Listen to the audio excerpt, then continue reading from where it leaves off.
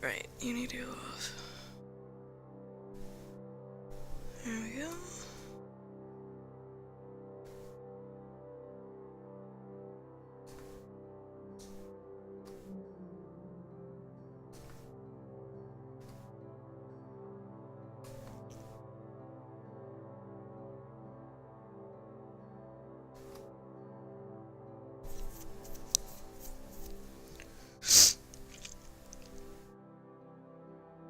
Why are you so sensitive, microphone?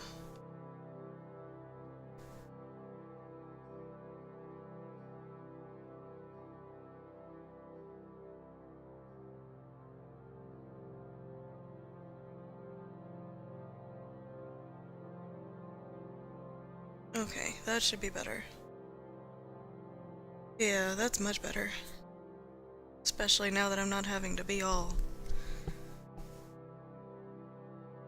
quiet and crap. Alright. Let's see if I can have the fan on just a little bit further because it's warm today. Alright.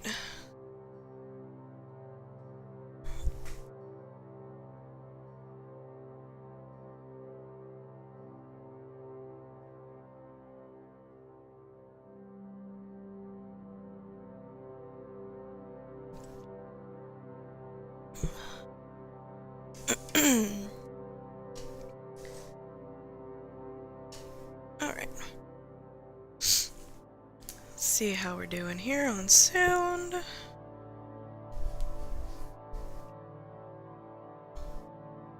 Hopefully we're doing good.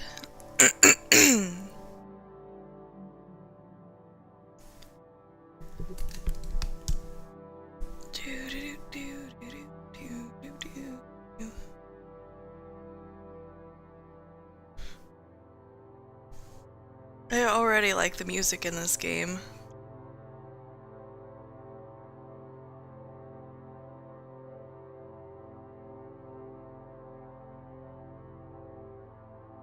Cool. I'm so glad I don't have to have the,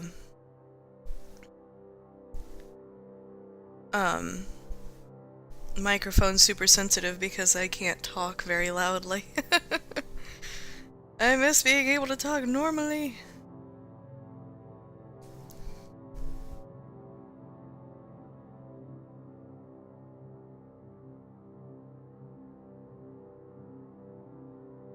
And home, right? Yeah.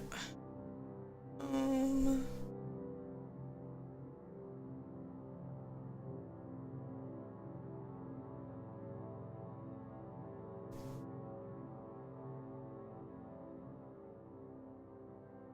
Oops.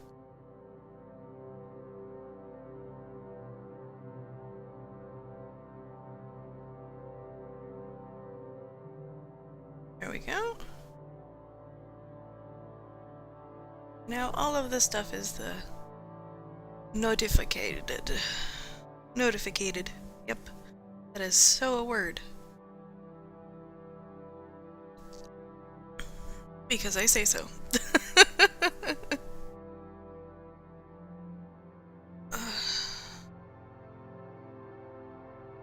So, alright.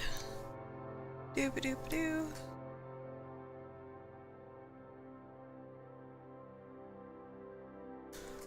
Alright.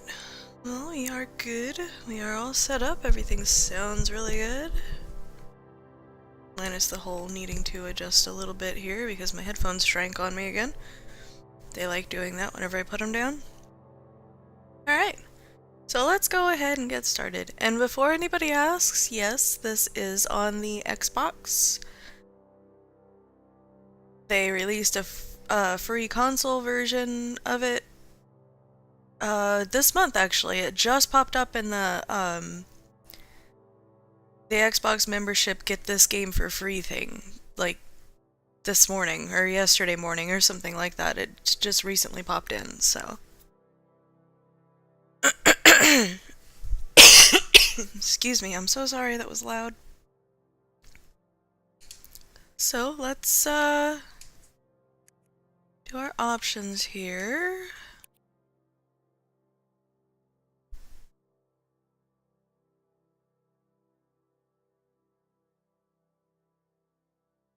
Is that brightening at all for you guys? Huh. We'll put it in the middle. Field of view. We'll fiddle with that. I think 80. Oh, we'll fiddle with that when we get in-game, I guess.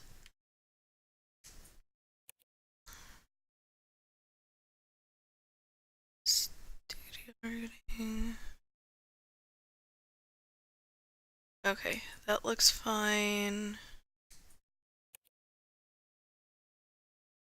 Ah, okay, so I'm gonna turn the music volume and the sound effects volume down a little bit so that way you can actually hear the voice volume over it better. Because disable highlight text. I'm gonna see how it works with the head bob. Sometimes in first person the head bob gives me a migraine, so we'll see how it goes. If I need to, I'll change it later, but I'll leave it on for now.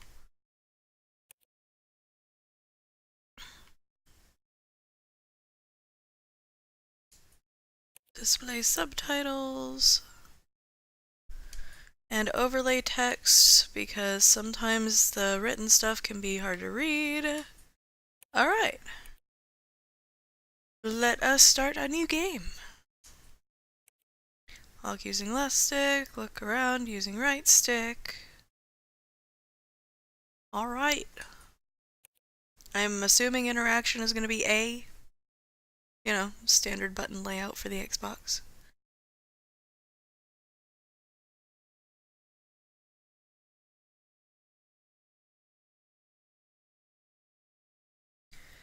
Let's see what happens.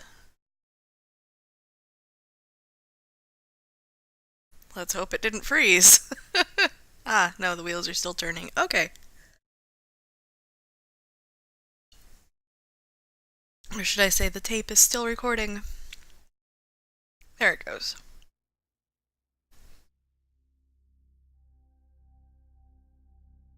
Hey Mo! Never seen the game. Of course. Hi, Mom. So I got my ticket home from Europe. I get back on June 6th, but it's a really late flight because that was the cheapest, so it gets in at midnight. But don't worry, I'll get a shuttle from the airport so you don't have to pick me up. Like, really seriously, you don't have to. Okay, so, love you. See you soon. Bye. Aww.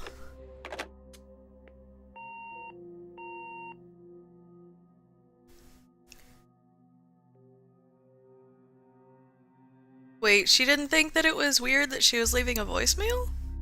June 7th, 95, 1:15 a.m.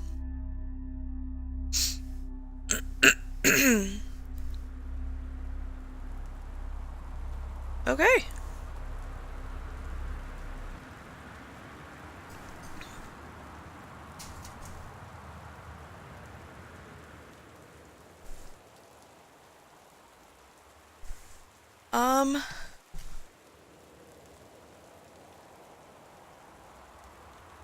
Hold on.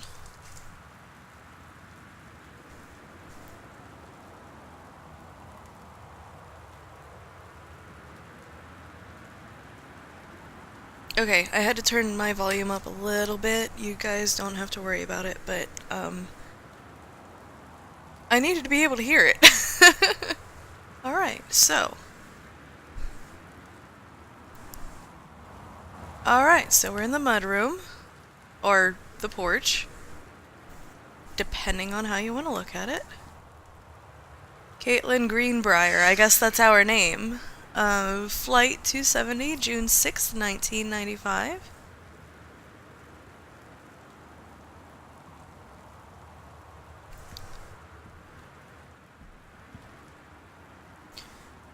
Okay.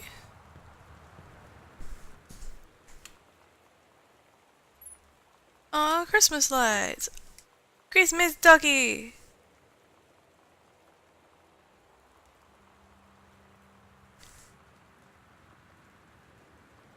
It was $6, probably at Target. Or Walmart.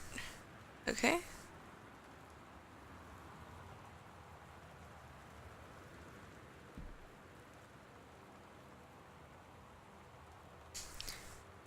Okay. Sorry, Christmas duck. I'll put you back now. There you go.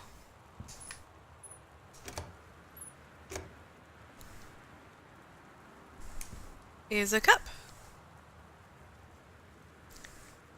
Alright. Nothing was in it. Soda pop!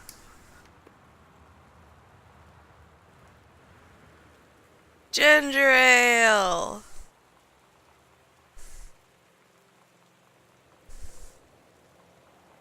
You know, I didn't used to like ginger ale, but I was convinced to try it, and it's actually really good.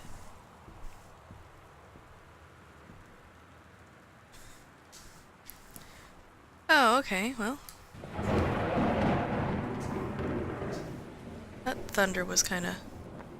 Oh well, that's fine.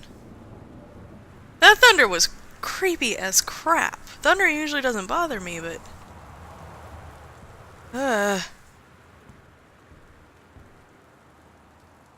Katie, I'm sorry I can't be there to see you, but it is impossible. Please, please don't go digging around trying to find out where I am. I don't want anyone to know. We'll see each other again someday. Don't be worried. I love you. Sam. The hell?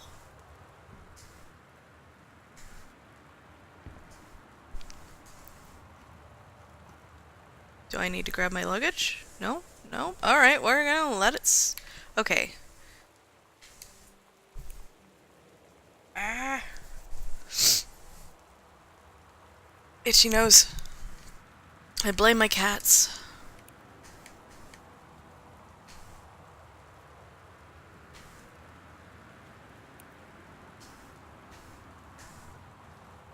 That's still...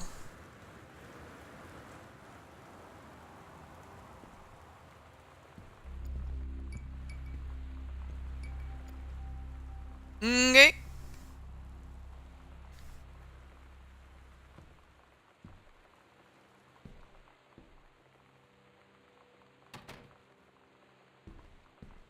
Hello. Wellspring Movers Incorporated, invoice Terrence Greenbrier, 1888 Dry Creek Road, Forest Grove, Oregon. Destination Terrence Greenbrier, 1 Arbor Hill, Boone County, Oregon. Descriptive list of shipment contents: 8 boxes kitchen, 5 boxes master, 6 boxes child, 10 boxes overweight. Library, 4 boxes office, television 24, television 14. Dear Katie, so much has changed, even just since you've been away. We moved into this house. I'm at a new school, and my big sister being gone for a year doesn't make it any easier. It doesn't feel real, but I'm not gonna let it faze me. I used to tell you everything, and if I can't do it in person, because you're off gallivanting around who knows where, I'll tell it to this journal, just like I was talking to you. Aww.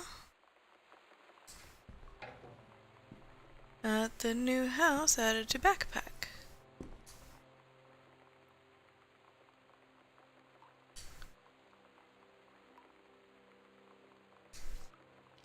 Okay.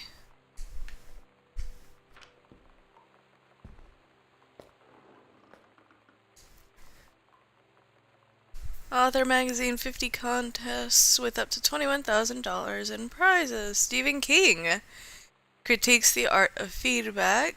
Gets published. The Secret. Blank page. How 20 top authors conquer it.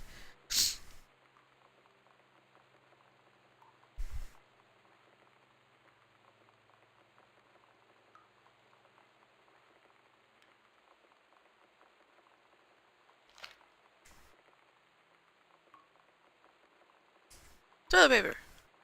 No. What? Oh, cleansing powder. Okay, I was thinking that it was... Okay, so that's hand soap. I was thinking that it was more sodas.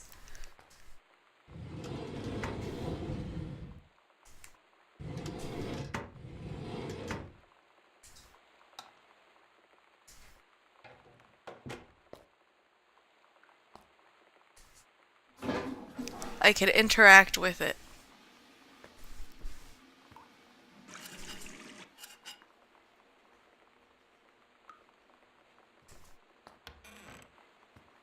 You know? Kinda wish we had houses with floating doors like that, you know? That would be really cool.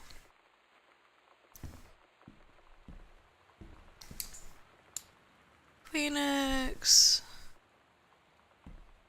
A whole bunch of notes I'm not worried about. Oh, but I am worried about that one. Directions to work from new house, left on Crabtree, right on Bullhorn, exit on 47, right on 202, right past Right Wage Road. An hour and 10 minutes? Holy crap! That's a long time to be on the road to go to work.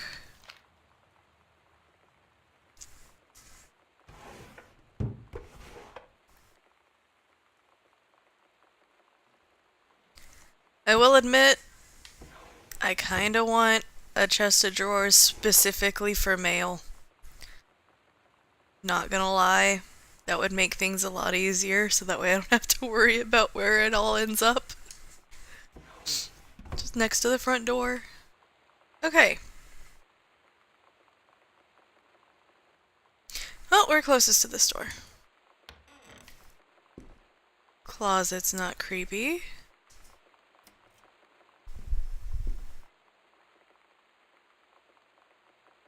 Tacoma County Forestry Service, Janice Greenbrier, Senior Conservationist. Well, I went shopping today. One day in a long time I was well enough to get out. Oh no! You got to go shopping though, that's awesome. What did you get while you were at the store? Over the Alps. A novel traveling game. Huh.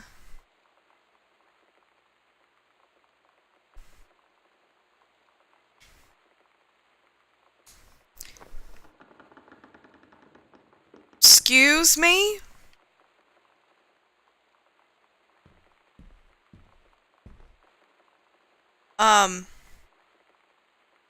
Hello? Hello? How about you fuck off with those noises, house? That ain't cool. Anything behind the door? Nope.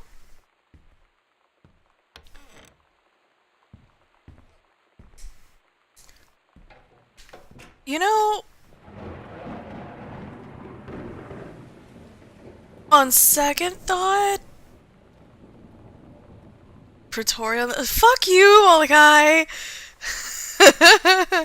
On second thought, I think I want the doors all open.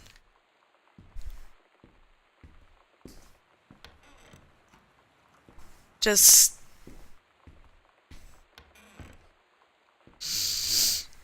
And all the lights on.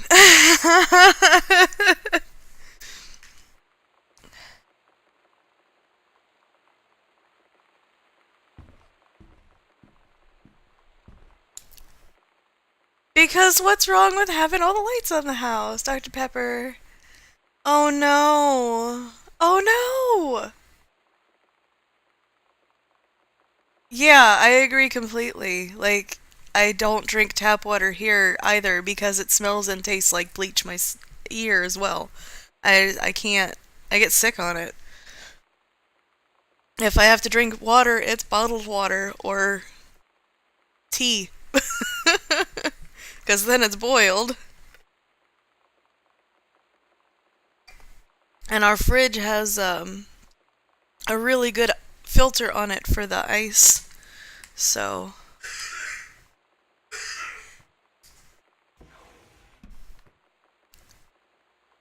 Itinerary? Alright. Katie's departure 7694, flight 881, 1210 to Amsterdam.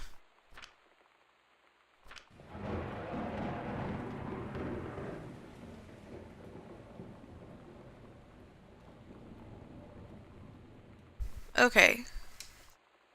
So Mama dear, or sister, or whoever,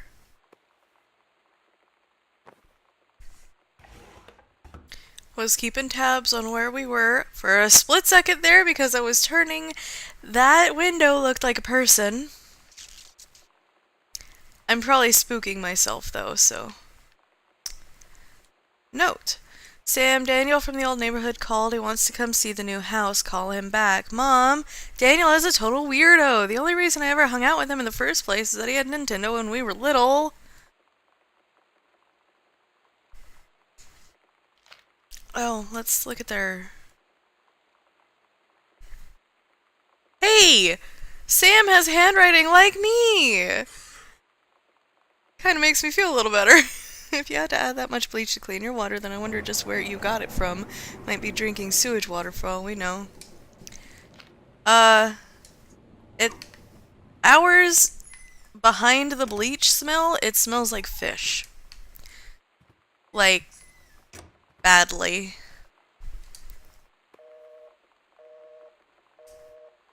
Okay.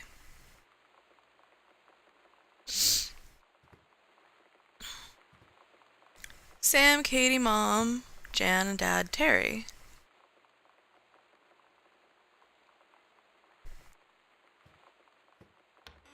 Okay.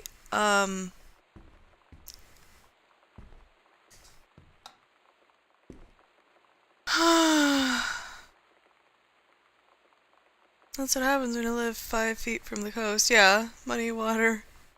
Muddy river water. Check your location in the house. Okay.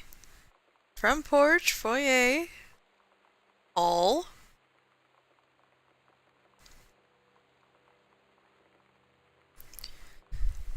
It's my passport. I got it to go on my Euro trip. My boarding pass back from my year in Europe. A spare key that was hidden under Christmas duck.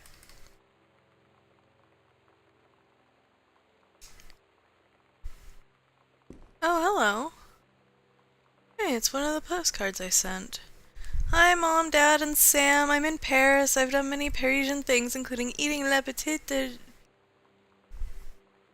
jour and wearing a beret. I'm going to have lots of film to develop when I get back. Sam, I'm bringing you back something from the Shakespeare Book Company, since you're my favorite sister. Love you all, Katie.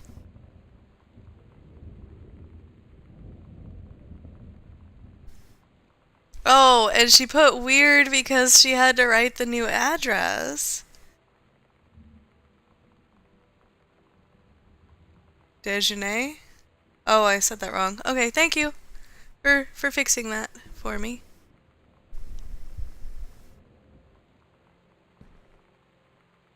Eee.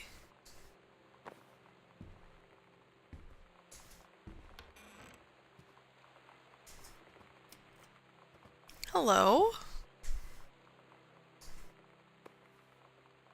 Heaven to Betsy. Welcome, new student. We hope that you're French for lunch. Oh, okay. A small lunch. Okay. Welcome, new student. We hope that you're as excited about your first day at Goodfellow High School as we are. Oh, that's a lovely name. Please be sure to bring the following with you on your first day of classes so that you can get right into the swing of things. One sturdy folder with pockets for each of your 6 class periods, one lined notebook per period, or one large notebook with 6 divided sections, at least 6 pens, blue or black, and 6 pencils, one box of colored pencils, a standard combination lock for your assigned locker, a nutritious lunch or $2.50 for a lunch provided by the school cafeteria, a positive attitude. Please remember to get plenty of sleep the night before and be ready for the first bell to ring at 8 a.m. See you soon, and again, welcome. That sounds like when I was... Oh, a brunch. Okay.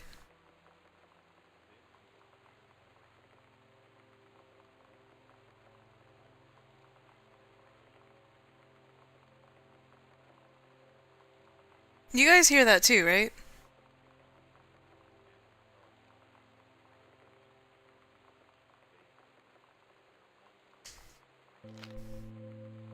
Oh my god. You are so lucky you finished high school before we moved into this house. So, it's the first day of school, and there I am, introducing myself to the class. And I say that I just moved into the house on Arbor Hill. All of a sudden, every kid in the room turns and just stares like I suddenly transformed into a mutant. I just stood there, wishing pretty hard for a rewind button. Because now maybe nobody knows my name, but they all know who I am. The Psycho House girl. Great. Psycho House?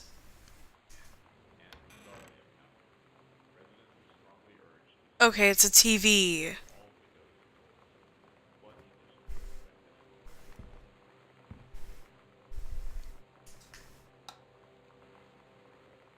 Oh boy! I'll leave the door open when we leave.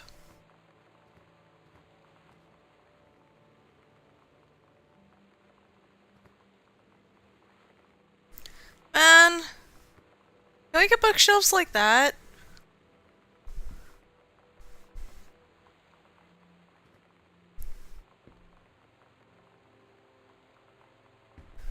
What were you writing? Pioneer, CLD. Oh, okay. Laserdisc, CD player. Remote with backlight, double-sided play, headphones out, display on off, jog, shuttle dial.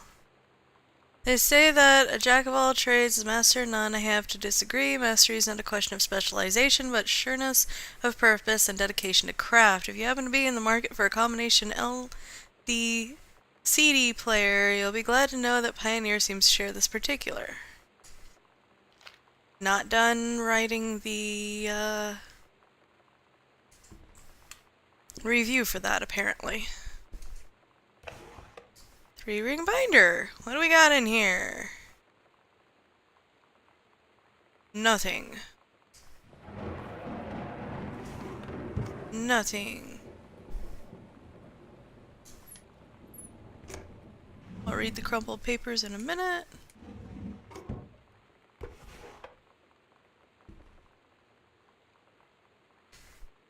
Huh, I guess those don't interest me. Alright, maybe I do need to turn the sensitivity down just a little bit here, because it's...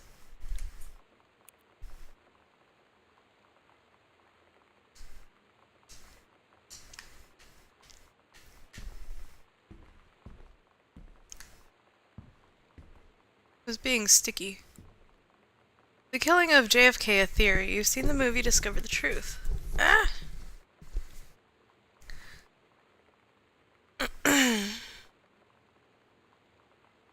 Superb work of speculation, plotted with amazing skill and showing a level of magnetic artistry not usually present in such an academic piece. Thrilling theory, couldn't put the book down.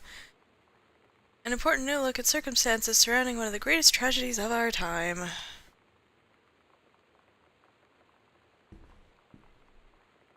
Can I not put it back? Can I put it in the bookshelf?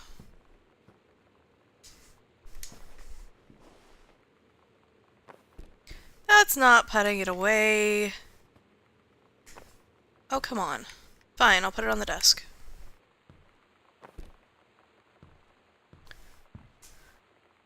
John Russell opened his eyes and saw them, the stars, twinkling as if he were laying down on the grass in his family's yard in Massachusetts, even though that place was a million miles away. No, he blinked the sleep from his eyes looking through the carbon-reinforced safety glass of the space station Archimedes. Yes, he was a long way from home, but the future needed him. That sounds like a really good start to a book. John Russell's head swam. He felt incredibly drunk, despite not having touched a drop in hours. He vomited onto his feet. His bare feet. He stared for a minute, processing his sick flecked toenails, scanning up his bare shins, bare knees. He was completely naked. He looked up and met the eyes of a gorgeous blonde woman wearing a tight polymer fabric tunic. The fabric that strained at the seams to contain her generous bosom was emblazoned with the phrase, "Matter Transference Operator." Then he passed out. That sucks. He must have just used a teleporter. John Russell had crossed the gap in time. Only messages had passed before, but now, a man I like how they purposefully added spelling errors to it because they're rough drafts. They needed him, now more than ever. Changing the past was no longer good enough. The instructions from the council had been clear.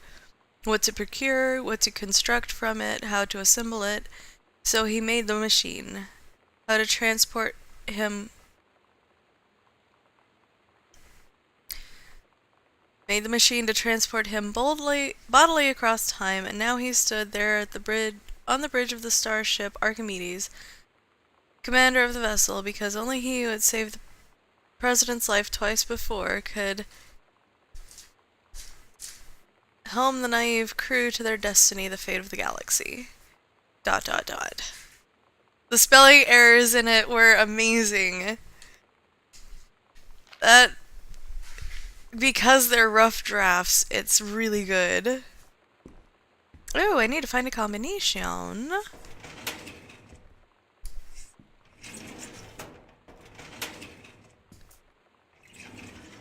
Alright. I get to open stuff. Oh, I didn't know the front drawer thing opened. Crystal Insurance Agency. The wiring in the house is technically up to all safety and amperage requirements. However, multiple layers of wiring have been added into the structure over the last 100 years.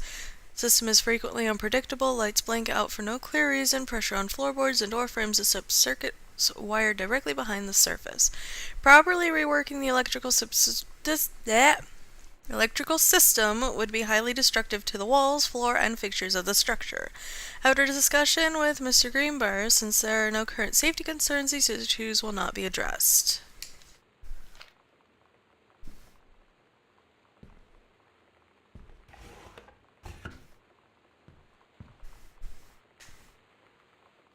That drawer was squeaky.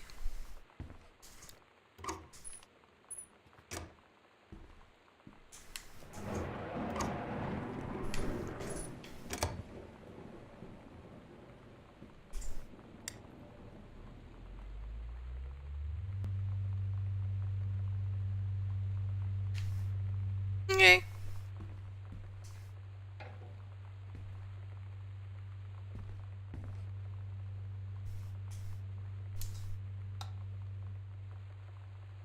Okay.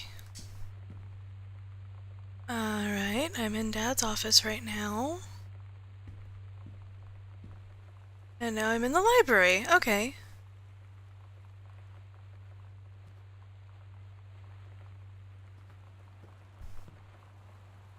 It's so muted in here.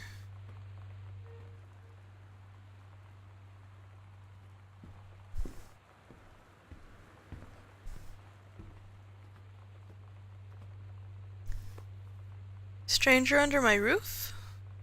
Understanding teens. Okay. Oh, wait, hold on. 451. We found a code. Hey, TZ! Dear Terrence, David asked me to write you regarding the reviews you've been submitting the last few months. Frankly, they're becoming more trouble than they're worth from an editing standpoint. There's a word limit. It's your job to stay under it, not mine to cut back to it. Even then, it's becoming harder and harder to weed out the tangents and non sequiturs from the usable copy without heavy rewrites. The readers of Home Theater Aficionado want to hear about the quality and value of the hardware, not ruminations on your childhood. David's known you for a long time and he's the boss, so I'm giving you one more shot on his say-so. You should write him a nice note thanking him for his patience and generosity. Look through your old stuff and start submitting reviews like that again. Then everybody will be happy. Brent Kurtwood, Reviews Editor, Home Theater Aficionado Magazine. 0451. Remember that, guys. 0451.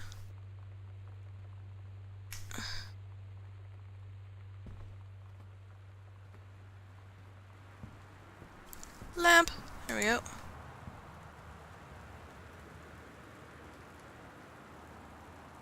I was a teenage drag queen. Readers tell us about their worst moments.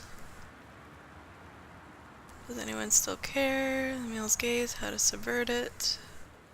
Gathering moss. Okay.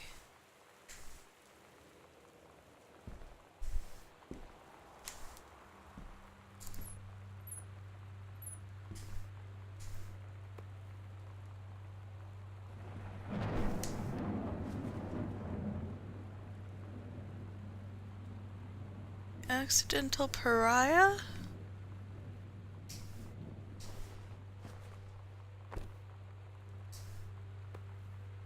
Terrence Greenbrier, the accidental pariah. Message from our future saved the president's life once, but within the next 24 hours there will be an attempt and the lines of communication are down. Huh. Whoop!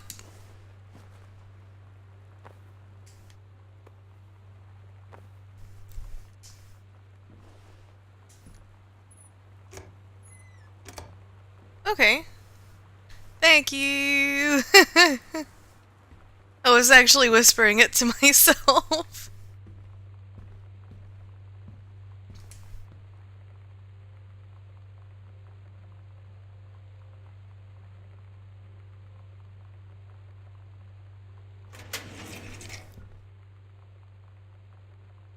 Kublik and Wise, attorneys at law, 21 Front Street, Boone County, Oregon. Dear Mr. Masson, please find and close your original document in a typed copy for your records. The notarized copy has been filed at our offices. Thank you for entrusting our firm with this important matter. Sincerely, Jeffrey Wise.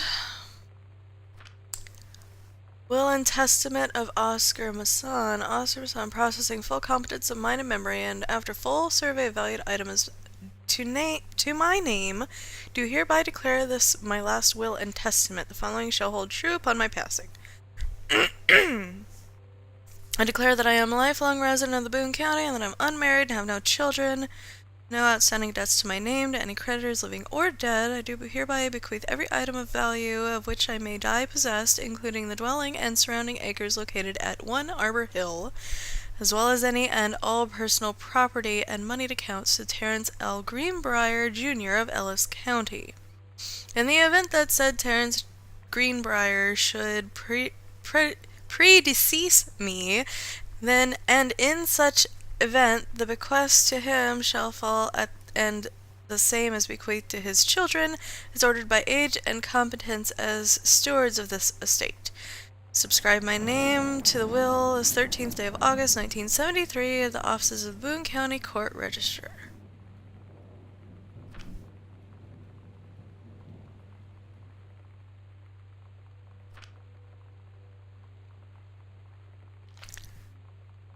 Hi, Sapphire!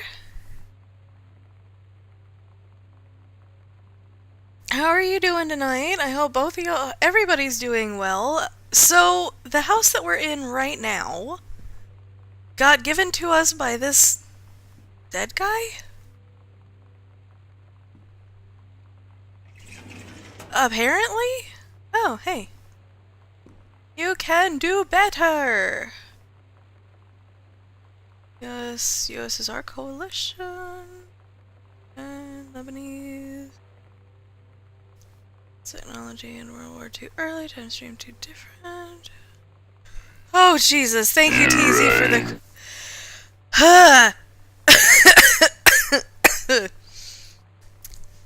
thank you! Oh, I see. Karina's Discord, so check out her stream. Oh yeah. Sapphire's the mom in Karina's Discord. Sent back to time, Dallas, 1963 again. Named injured, emergency in Dallas, cancels motorcade. Killed a Marine. For fire. Grassy Knoll Stream World. Ah, these are for his book that he was writing. This one.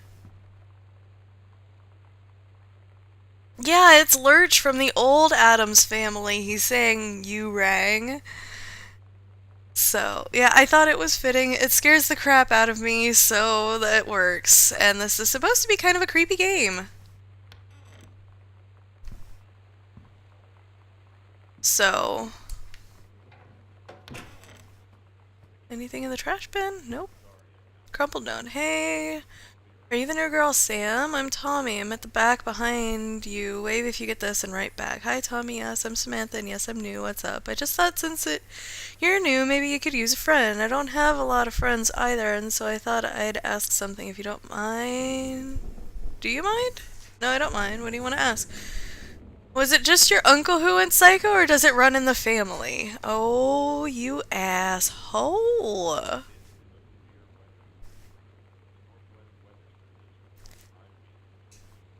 That was a dick move.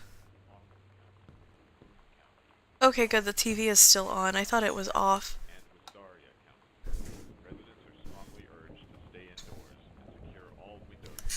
Turn on all of the lights, please, and leave them that way.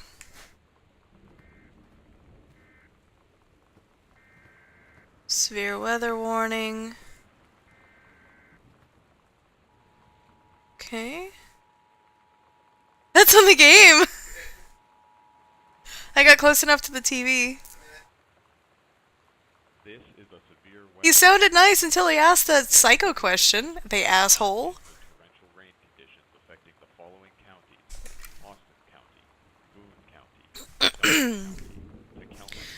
I don't want you to go to work, babe. I know. At least I get you this weekend. Hi, Terry. Enclosed, please find a Pioneer unit with the remote and cables. We need a half-page review for the October issue, so that gives you about 2 weeks to get us the copy for edit. Standard stuff like you gave us on the other one. It's a combi player, so check its CD playback with a few discs as well as laser discs, and they want us to definitely hit the signal-to-noise ratio stuff for high-end buyers. Looking forward to your take on it. Enjoy the unit, Dave.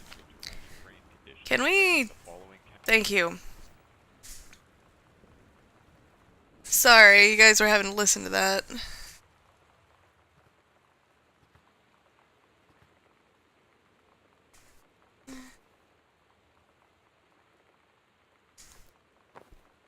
Well,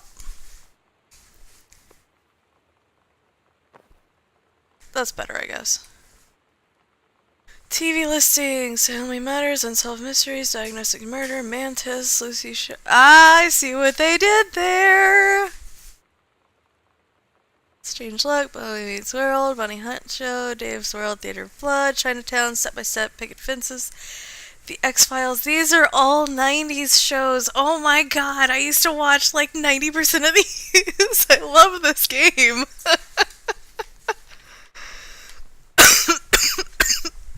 Excuse me. Oh boy, I didn't think I was gonna have a coughing fit. I'm so sorry. There we go, get a fan going. Somebody was sleeping in... Oh no, it's a fort!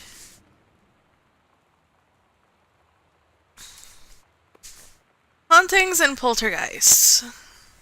Find out the truth behind stories that were familiar even to our pagan ancestors. Discover how to tell a hoax from a genuine haunting. How to categorize and understand strange phenomena you may encounter. Learn about the unhappy spirits that share the earth with us, and what they can teach us about our connection with the natural world. That is too cool. Aw, they didn't leave me any pizza, the bastards. That's okay. Mom's old work mug. No, I don't want to look at the newspaper. Alright. Anything in the drawer? No.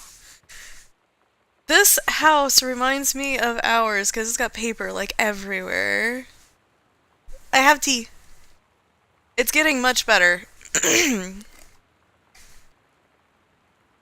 I was so bad last week and the week before that I could barely talk to stream. Like, I wasn't able to be my normal loud self. I had to be really, really, really, really, really quiet. And, like, I don't know how to be that quiet normally.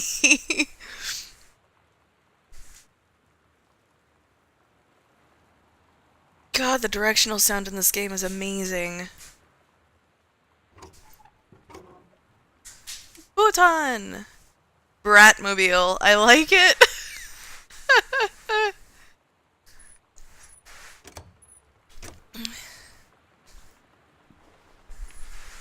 VHSs. What is this? Making friends. Sam thought this might help. Oh. Oh, that was such a sweet thought. Where the first moment you see someone, it's like they have a big gold star around them, and you have to get to know them. Well, there's this girl. think she's a senior. She's usually dressed kind of punk. But sometimes I see her in this, like, army uniform. She's always drawing in this notebook, looking so intense. I had no idea how I would ever, like, have an excuse to talk to her. Till I noticed she and her friends hang out and play Street Fighter at the 7-Eleven every day after school. Dude, this is so nostalgic. Oh my god. I love it. I hope that it doesn't get too scary. I really do. Derry, man, how have you been? You're a published author and everything now. My editor at Hi-Fi Aficionado has too much review work to go around and he's looking for another freelancer. Naturally, I thought of you. You were saying that in your last letter how much of a pain it's been to try and find a publisher for your latest work of literature, and writing stereo reviews is dead simple. Sit at home with a glass of scotch, listen to some records, and write up how it sounds, and then get paid. I've included some issues of the mag to use as examples. If you're interested, send me some writing samples to my editor and tell him your old college chum Mike sent you. Here's the address. Do it! The Accidental Savior. November 21st, 1963. John Russell knows that the president's life hangs in the balance, but who would believe him? That was the first one to that second one we found in the library.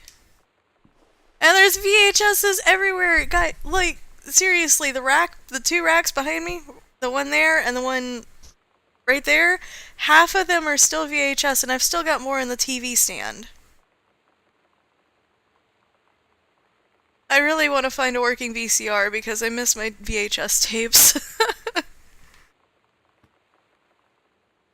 Alright, so they were in the house recently, if the pillow fort's still there. I wonder where everybody went, though. Storage closet! Story. The Turtle People. Oop. The Heaven at the Edge of the World. Samantha Greenbrier, Grade 2. Story, The Turtle People, Part 1. Captain Allegra looked off at the ocean. It went on forever, so it seemed. Someday she would find the edge and get to the paradise there. Then she heard a cannon fire. Boom! It was a black pirate ship. She yelled, "I thought we lost them at Horse Island!" The first mate said, "Looks like you thought too soon." The black ship came up alongside. Captain Black himself came out on the deck of the black ship. He yelled to Captain Allegra, "Y'are never gonna find the edge. There ain't no paradise, and your father were a liar." I love how she made it sound all piratey. I can't do pirate, I'm sorry. Captain Allegra yelled back, "Then why do you keep following us, you imbecile?" First mate yelled out, "We'll stop you, Captain Black. We'll find the edge of the world, and you'll see her father was no liar." The battle kept going until Captain Allegra's ship got away. "Now, west," she said, and the ship sailed towards the sunset. That is too cute. Oh my goodness. Anything behind the door? Nope. Alright, and I'm gonna open the door back in that way. I'm leaving the doors open. I can't do a pirate accent. I can't. That's one of the accents I cannot do to save my life. Let's see. I can do... If I stop trying to block my accent, I can do Southern really well. I can kind of do German. I can do a really bad Russian impression, and I can... Oh, hello.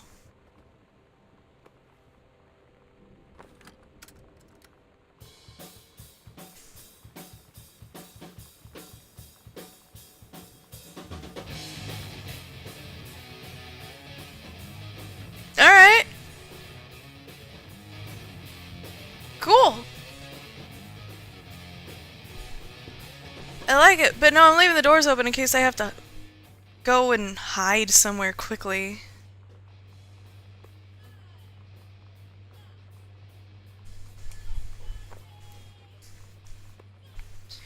United States Department of Agriculture. Forestry Manual. Okay. Alright, alright. Down, killers.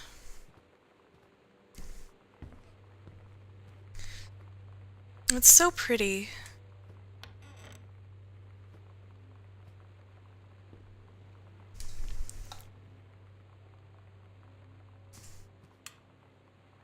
Hello, where are we? We are in the music room. Okay. I wish I could do a pirate accent, I really do. I can do Old English relatively well. I can write it better than I can speak it, but because I've gone to the Ren Fair for like years, 3, 4, 1, 2, 3, this will be my 5th year going this year.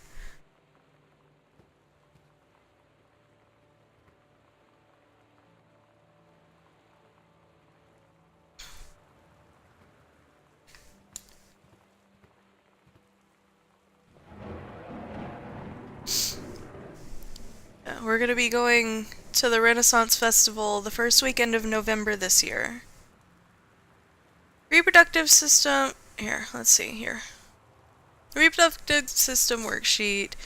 Lower 2 stories, the events are out of order. Get a sheet of lined paper, write reproductive system worksheet number 6 at the top, then choose one of the 2 stories and rewrite it. Begin with the title and your name, find a topic, sentence, begin your paragraph, put the sentences in chronological order, make sure the last sentence is a good concluding statement. Menstrual cycle and how it works, or literally the male's stuff. Oh.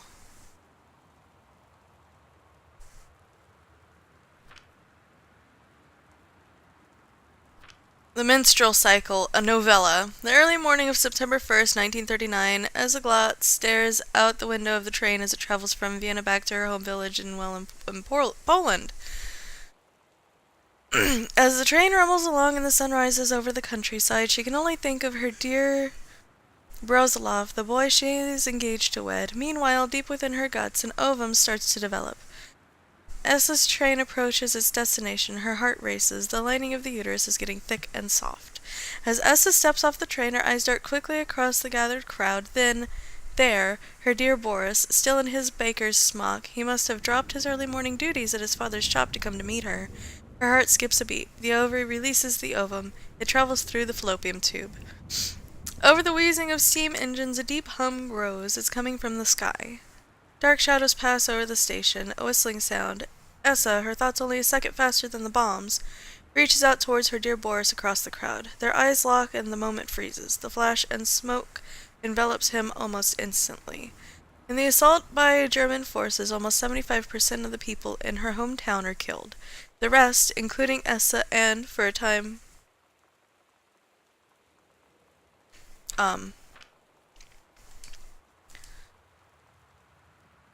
Borzlov, huddle in a half-destroyed church. He is blind, his legs are missing, bandaged with torn bed sheets. Essa's egg will not be... Oh, come on. It glitched out! No! Will not be needing a sperm. It dissolves. About 2 weeks later, Boris loses his grip on life. Essa has given up her rations to keep Boris alive, but in the end nothing can save him. Since the lining of the uterus is not needed for a pregnancy, it comes out through the vagina. Essa vows to survive. She sets off to join the Polish resistance as a daring spy and saboteur. Another ovum starts to develop in one of the ovaries, and the process begins again. It is incredible how the female body knows how to prepare for pregnancy. And see me! I like how Mo stays higher than leaves. Atlanta Renaissance Festival, yes. Not been. Have you? No. I'm going to see Fair County's festival. Can't wait. I dressed up for 2 years, and my corset no longer, world history. I liked world history. My corset needs to be reboned, because the boning in it is just aluminum, so it bends pretty easily, and with wearing it for the 18 plus hours that I wore it, the last 2 times I've worn it, it broke down pretty quickly, so I either need to get a new corset or get a new boning for it. So I'm just gonna go in plain clothes.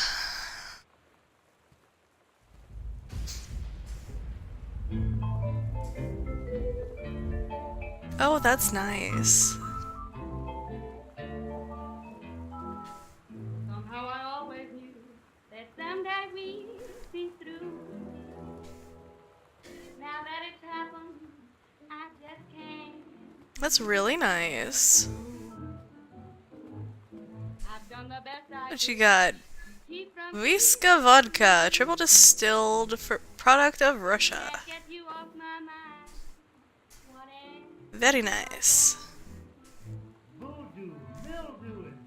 Hand room number 9, Irish whiskey. Heck yeah, Irish whiskey. It's the only whiskey I can drink. Oh my goodness. Corsets are so much more comfortable. Dad's second book. Dear Mr. Greenbrier, I write to inform you that unfortunately Mercury Books will be unable to publish your follow-up to Accidental Pariah. Despite the low sales of The Accidental Savior, we went ahead with the publication of the second book in hopes of the John Russell series catching on. However, sales of the second book have in fact been lower than those of the first, and so our stewardship over the series must end here. It has been a pleasure working as your publisher, and we wish you, John Russell, the best in your future endeavors. That sucks. I know, but I mean, I have so much trouble with wearing a regular bra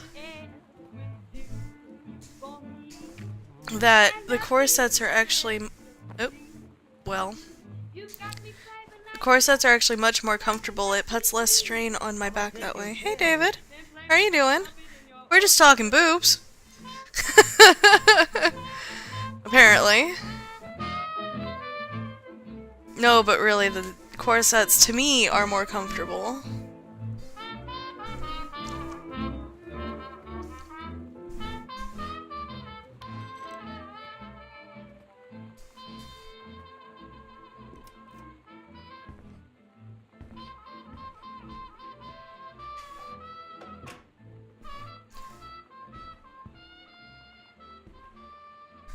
More of his book. Oh, hello, letter.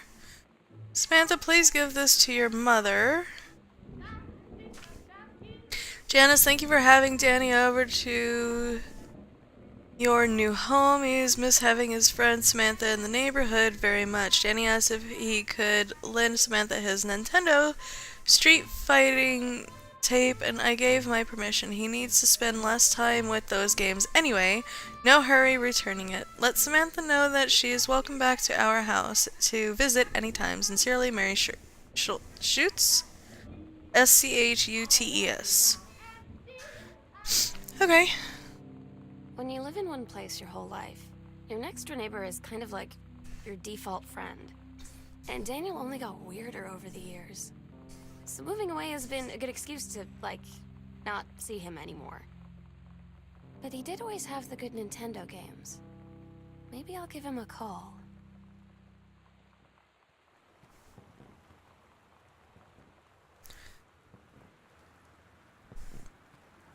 Aww. It was done playing. It was time to pop in stream. I was gonna say hi on Discord, but you weren't on. Yeah, it's because I'm streaming. If I'm not streaming on the computer, then I'll, or obviously I'm streaming on the computer, but if I'm not needing to use Discord, I'll turn it off to keep OBS from freaking out because the processor is a little tired on my computer. I need to get a new one.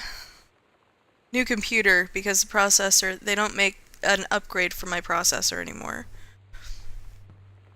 Alright. It's a shame that that record was done playing, though. That one was pretty. You know what? I'm gonna go play it again.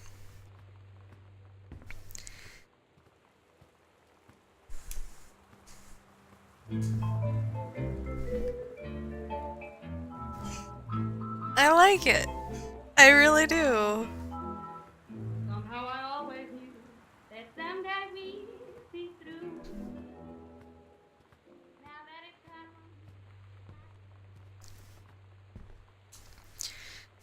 Please tell Mom and Dad sorry about the stuff that's missing Sam. Oh, no. Get back in there. I like how they just have a whole bunch of random dressers that they keep random stuff in. Hey Lonnie, so if you wanted to come over to my house this afternoon, that would be cool. I can drive. It's kind of far, but I can drive you home too, so hopefully that's fine. Right back and leave this in my locker if you still want, and we can meet in the parking lot after 6th, Samantha. Yeah, I'm totally in. See you then. See you there, then I'm gonna kick your butt. Get ready. Oh, it's Street Fighter! So you know what they say about the best laid plans of mice and men? Yeah, turns out it applies to Street Fighter too. At least I worked up the courage to walk into the 7-Eleven and ask for a turn, but all that practice at home did not exactly translate in the wild. So after I was finished getting my butt kicked, I followed them outside while they smoked. And that was when she asked me if I was that psycho house girl. But then she said she's always really wanted to see the psycho house. Her name is Lonnie. She's coming over tomorrow. Aww, she made a friend. Light, thank you. So far, still. Oh, Sugar Skull! Cool! That's awesome! Made in Mexico. I only know that because my daughter has been trying to teach me some Spanish.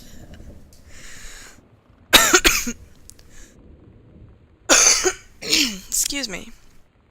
Regional track and field finals, girls 100-meter relay, first place, Janie Blum, Carla Jones, Shauna Rossi, Caitlin Greenbrier. Yay! That's awesome. She did good. Oops.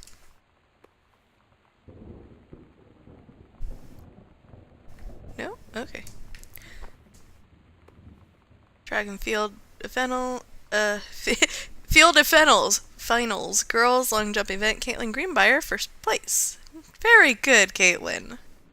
Us, I guess.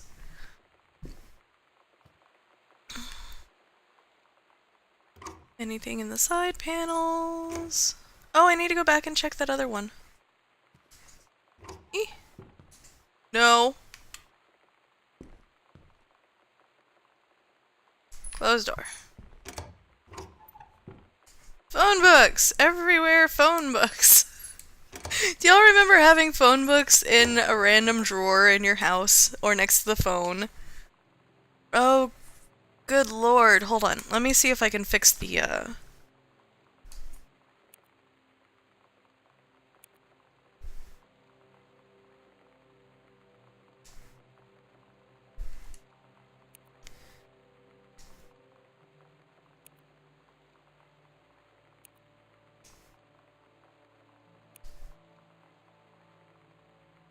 Okay.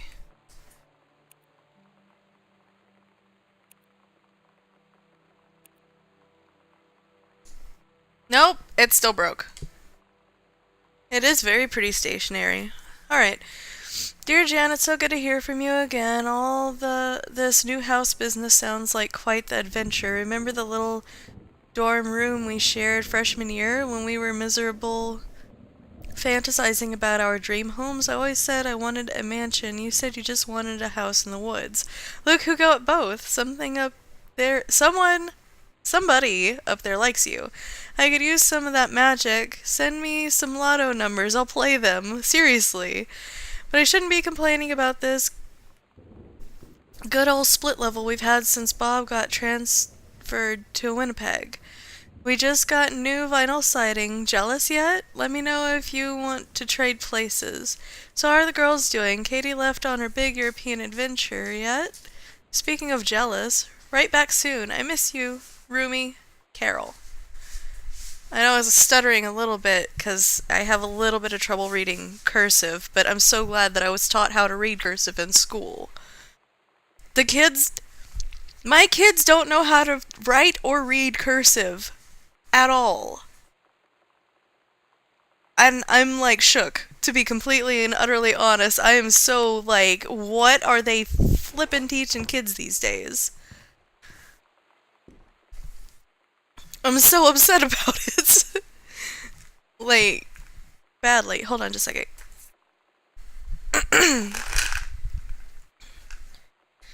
Heartburn is never a nice friend.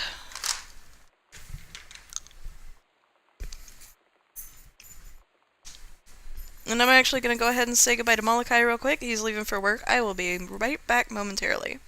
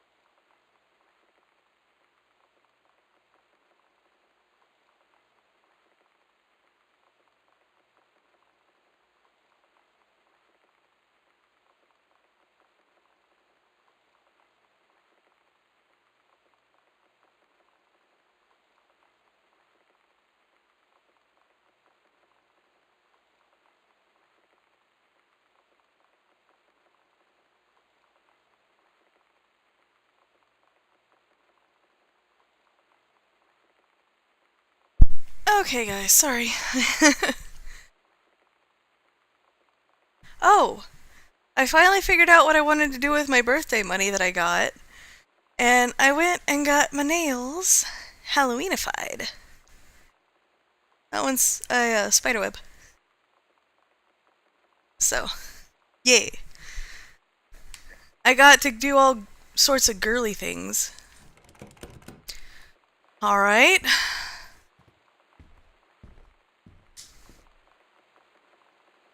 Basement's locked.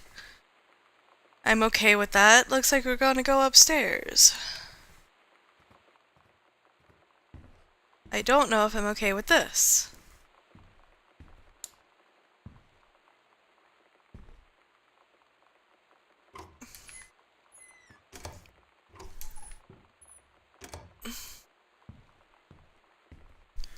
Okay.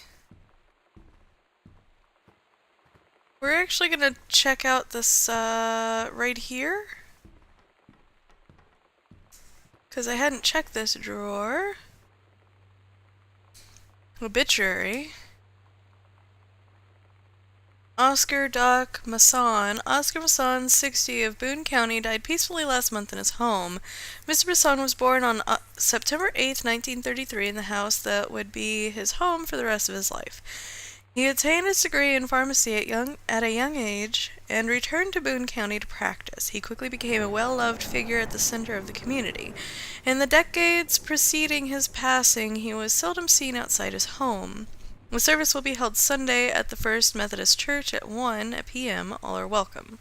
His survivors include his nephew, Terrence Greenbrier, as well as, in spirit, the people of Boone County whom provided wellness and comfort. Aww. Oh, she's so cute! She's adorable! And thank you, Sapphire. Alright.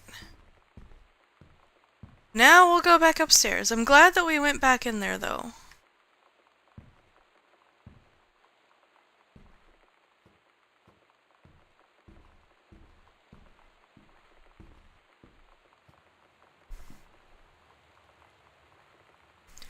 Eh. Okay. Personal calendar. Monday.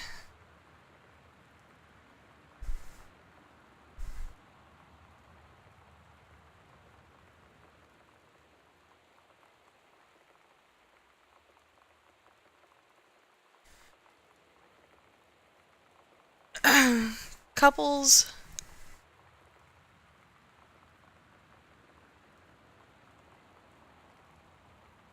Geez, person, your handwriting. Couples brawling? Cooking class, take apron on Wednesday, Friday.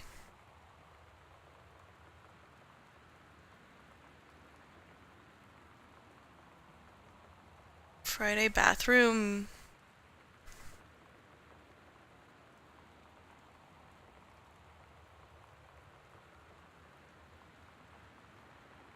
Something or other.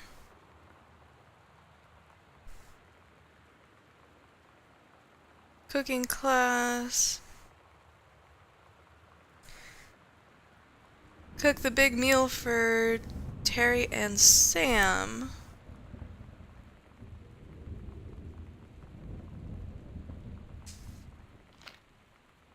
Huh. Sorry guys, I can't get the ballroom. Oh! Ballroom etiquette. That makes so much more sense. Ballroom dancing. Thank you.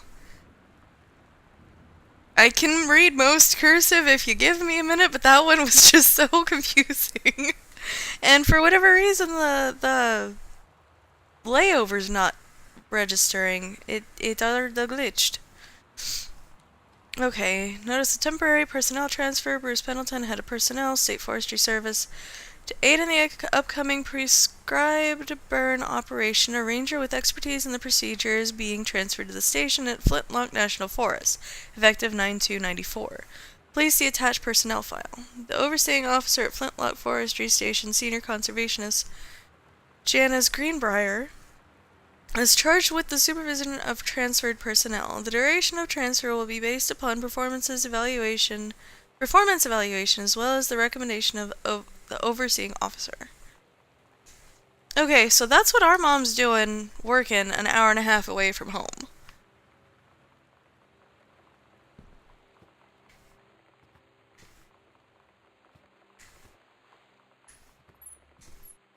Hello?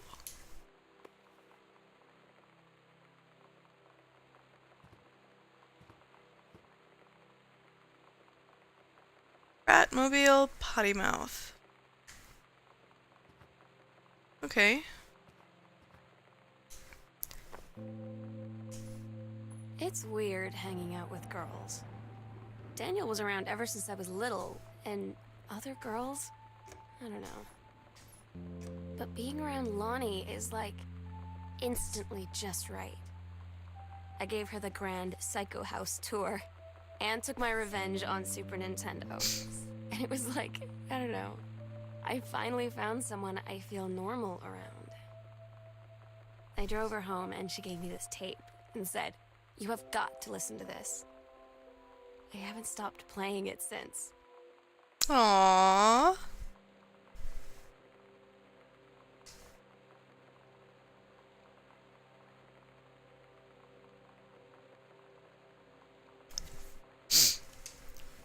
That's super duper cute. Sternly worded letter. To whom it may concern, I, Samantha Greenbriar, am 17 years old and am therefore an independent, fully functional human being. The fact that you still forbid me from going into the city on my own is, frankly, absurd. Compared with Katie, who is only 3 years older than me, and yet you all allowed her to go all the way across an ocean to another continent on her own. I just want to spend an evening in a normal, totally safe city on my own like a human being, and since you may also remember that I have my own car now, you can't really stop me. Warmest regards, your daughter Samantha. Sounds like a letter my daughter would write me. Sam, stop leaving every damn light in the house on. You're as bad as your sister. Oh, hey, look! What have I been doing? Leaving every light in the house on. Daniel called again. He wants his Nintendo game back. Okay. I'm assuming that this is Sam's room. Weep. Oop. It's because I was in the way. Right. That humming, though. Why is there a game system missing in every room of this house? Chun-Li moves. Fireball, lightning kick, helicopter kick, air stomp. Do you guys remember doing this? I never played Street Fighter, but I did this with a couple of other games. Adventurous the cat returns.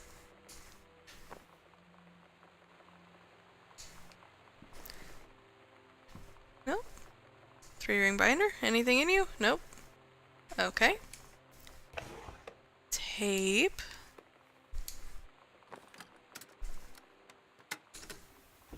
We're so cool, yeah, yeah. Yeah, we're so cool, cool. We're so cool, yeah, yeah. Fuck you too, cool schmuck. There's the rebel teen music.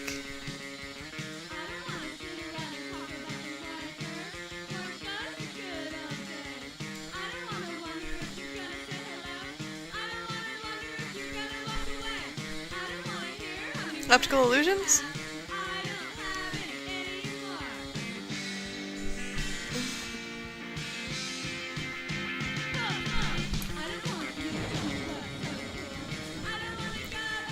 Super Spitfire. Journey of Crystal.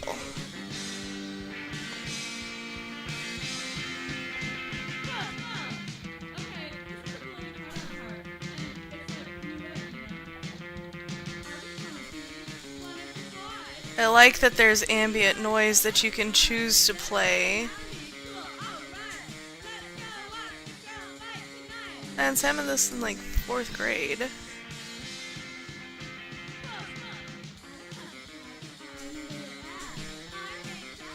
Hold on. Oh, hello. There you go. Aww! Mitten! Where is our cat?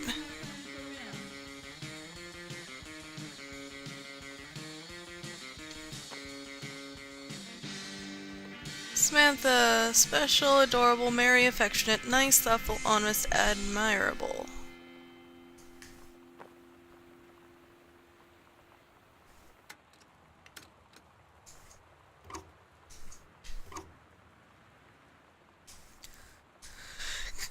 The King's Labyrinth, Chapter 2, Fraying Threads. Captain Allegra, still in her flowing skirt and sturdy jerkin, descended the single shining thread into the lower cavern of the labyrinth. She and the first mate, on their own now, grew closer to their goal, the throne room of the dead immortal king of the island. The first mate slid down the line onto the stone floor. She swept chalky bone dust from the front of her canvas trousers and looked up at Allegra. The silken thread, nay unbreakable thanks to the enchanted moths that inhabit the island, trailed behind, leading their way back to the entrance. From further into the labyrinth, the moaning began to echo. The moaning grew louder and clearer. It turned into words from some ancient language they could not understand. The king's cursed voice, the king's cursed voice. The hairs on Captain Allegra's arm stood on end. She looked back at the first mate, whose eyes remained locked on the blackness of the passage for a moment too long before noticing the captain's gaze. The first mate nodded silently ahead. Following the king's ghostly song deeper and deeper into the labyrinth, they came upon a rocky gap spilling forth otherworldly blue light. The great basin of the dead king's throne room lay below. Skeletal and rotted robes, the king was hunched over the blue orb topping his royal scepter. Shadows of his bony fingers danced on the walls like ghouls. As he sang, wailing souls flowed one by one through the cracks in the cave walls, pulled into the orb, causing it to glow brighter and brighter. Behind the king, a long staircase hewn from rock led down into the chamber from a passage at the top. Allegra said, "We have the advantage in numbers. I will draw his attention, and then you—" But the first mate interrupted. "No, I am smaller and quicker, and you know of dealing with mystic energies like these. I will circle to the other side, get the king's attention, and lead him on a merry chase." She held up the silk line. "All traced by this invisible thread, of course," Allegra said. "It is a good plan, but perhaps we should go together." The first mate shook her head. "You know this is our best chance. Don't be afraid for me." They grasped hands and exchanged 3 tight squeezes, their palms growing warm.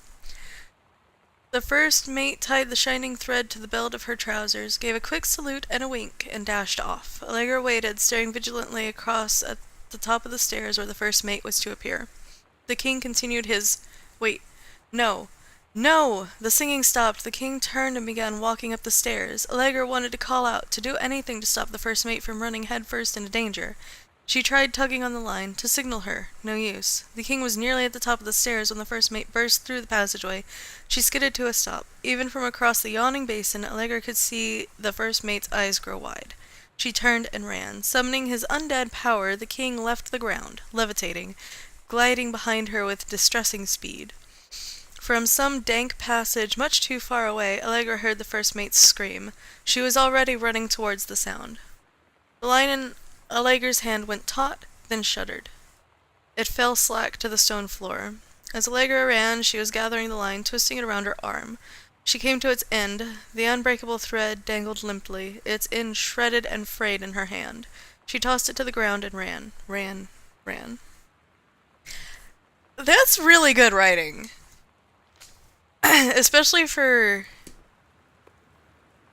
Got your number. Huh. Kind of a typical game there, I guess. Oh, we gotta find a combo. Alright. Oh, I love these exploratory games. I really do.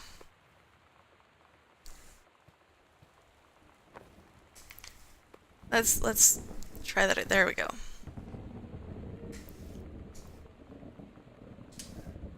Hi, Lonnie. I wrote this in first period and left it in your locker on the way to second. It's what all the cool kids are doing. I've decided. Write me back, and here's an idea for something to draw. 2 cats on a motorcycle.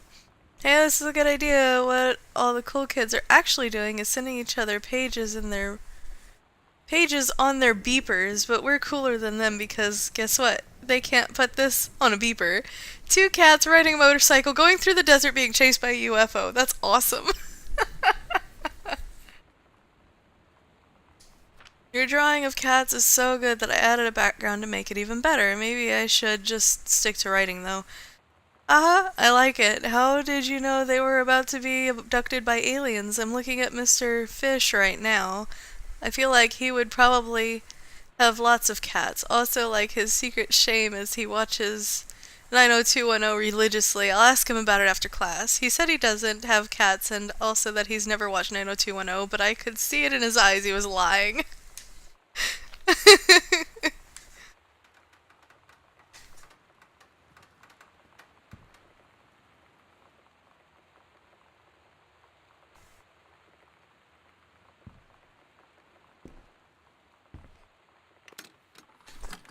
Let's just start that over again. Okay. That's better. Nope. AIDS in Africa, Soulsime Live, Eddie Vedder, Weezer. The mood is straight edge. Okay. Steggy?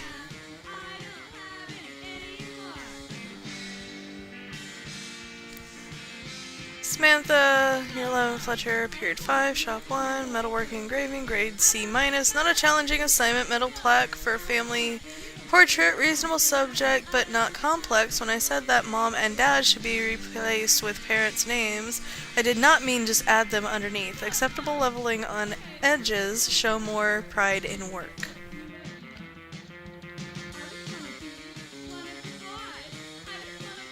This is definitely... This is the one me and my dad are building. Want to go for a ride when it's done. Nice.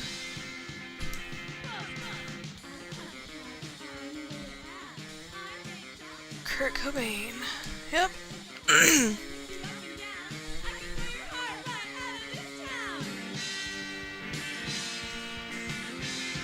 Sam, I think the creative writing track would be perfect for you. Yeah. Ah! Meant to put that back.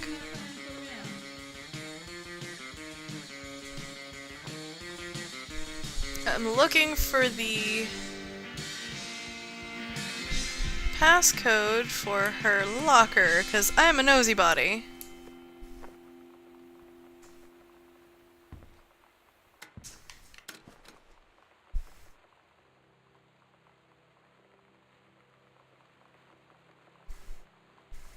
Well, that drawer broke. Hmm.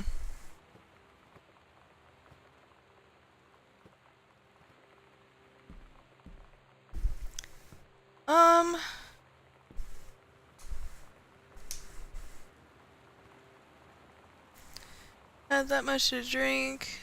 Jodie Foster, how many fingers am I holding up? Better not have been reading my secret diary again. Here you go. Mitten, have some pate. Gross. Meow. Oh, the collages. Alright. Ah, backpack.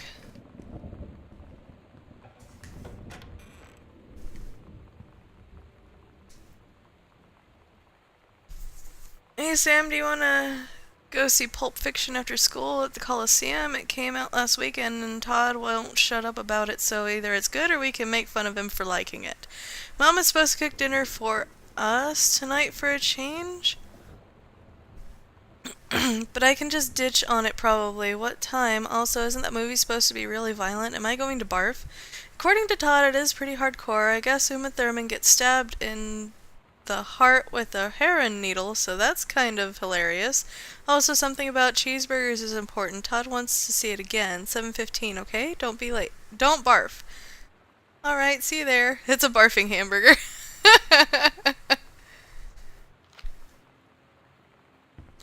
Okay, so... I'm horrible at these. If you guys see anything in these, let me know.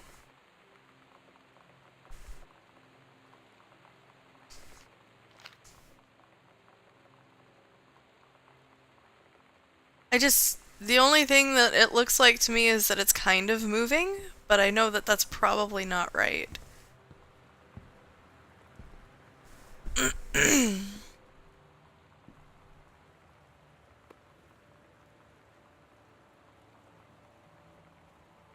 1888.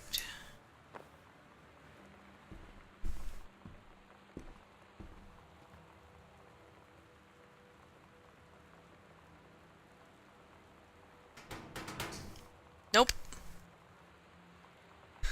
Okay,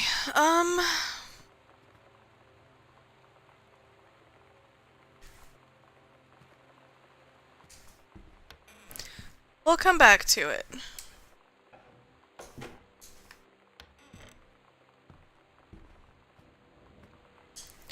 Okay, Sam's room was there.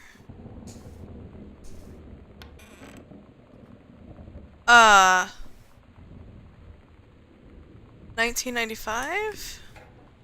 Okay. Kurt Cobain, yeah.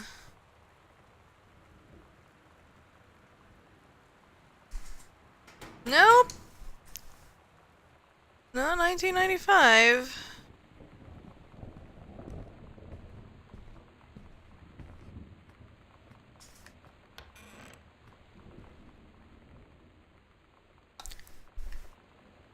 This room looks like it was hastily pulled apart.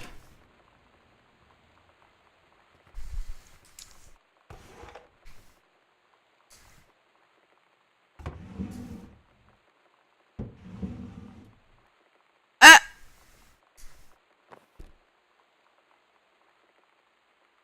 It was a condom.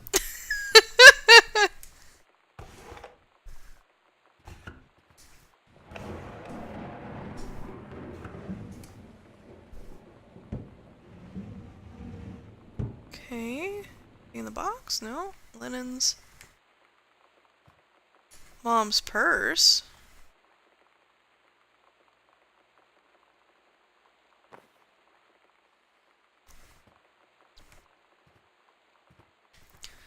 Nothing in the trash bin. Postcard.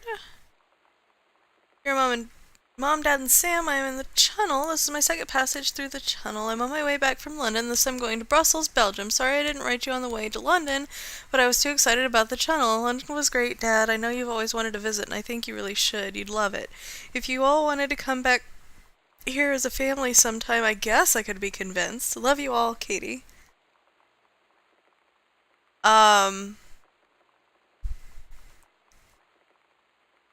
Going through our parents' stuff?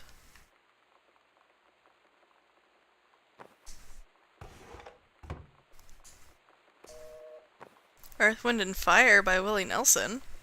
And Willie Nelson, I'm sorry. Why did I say bye? I feel so bad now. I like both of those bands.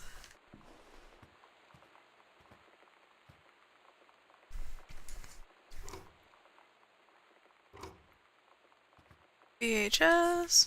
Nope. Nope.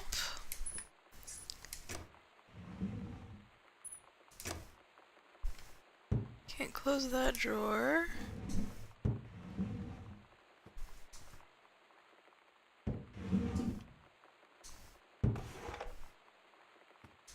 This must be Mom's dresser.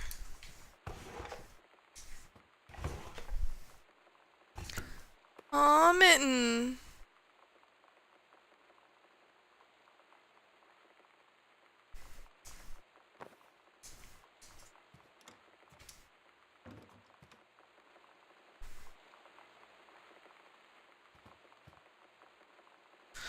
Okay, so my fridge was making noise out in the kitchen just now, and I thought it was in-game, and I was really creeped out for a minute. Dear Jan, oh honey, let me tell you, I understand how you feel. Bob and I have had our down periods. It's become a bit of a way of life, actually. You get used to each other, you live your own lives in the same house, the kids grow up, they go away. I'm sorry this isn't helping, is it? Don't worry. Terry will get over whatever's distracting him. Things will go back to normal. And as far as Sam being distant, that's a teenager for you. Nothing to worry about. In the meantime, though, this controlled burn, that sounds like quite the adventure, but let's cut to the chase. This new ranger they sent out, that's what I want to hear about. Ranger Rick? You have to be kidding me. It's too perfect. You have to tell me everything. And send pictures. I want the whole package. Wait, that sounded wrong. Keep your chin up until Terry is out of his slump. And in the meantime, write more letters to your old friend Carol. She adores them. Love, Carol. Mitten the kitten, yes. The question... I'm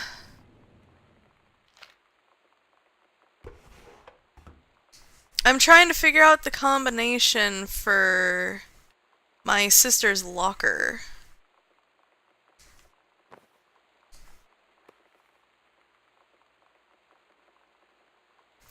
Take your time, I'm glad to have it in good hands, Rick. Walt Whitman, Leaves of Grass.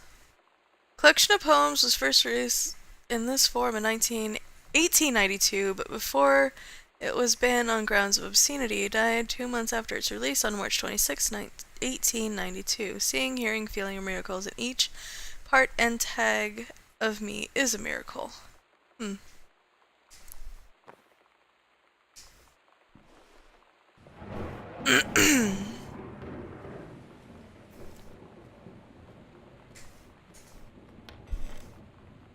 Okay. Hold on. I know I'm not done exploring in there yet, but it's really bugging me.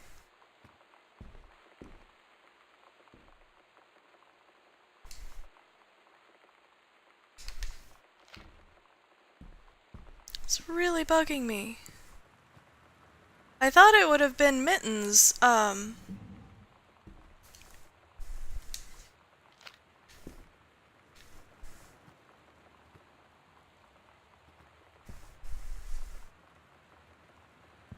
'94? No?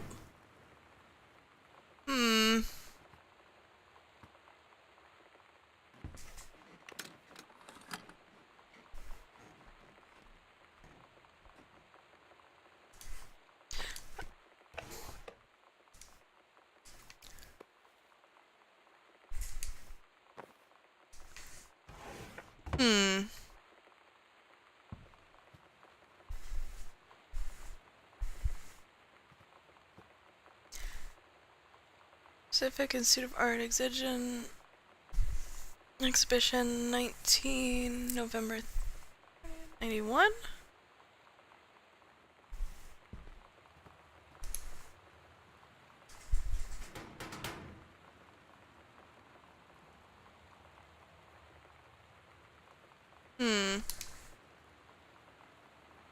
Good book of poems. I have not had the chance to read that yet.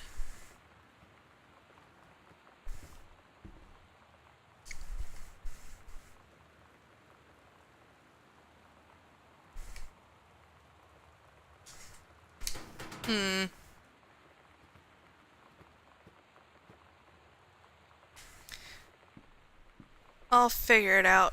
It might be in the bathroom. I haven't gone in the bathroom yet.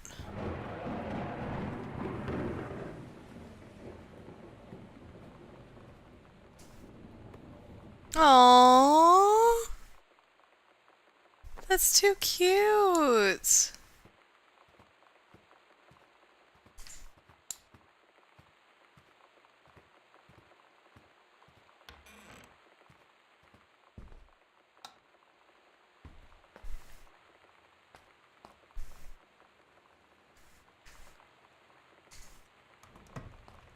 Box, shaving cream, toothbrush. Nothing interesting in there.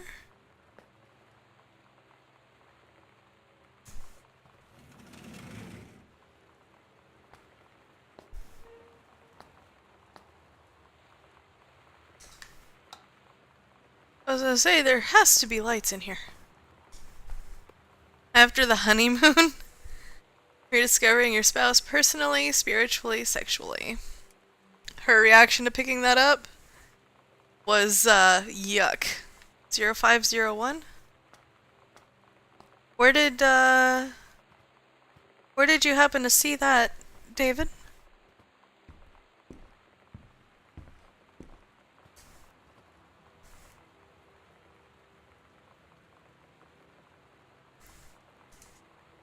You were right. Where was it? Unless it was one of these and I can't see the code.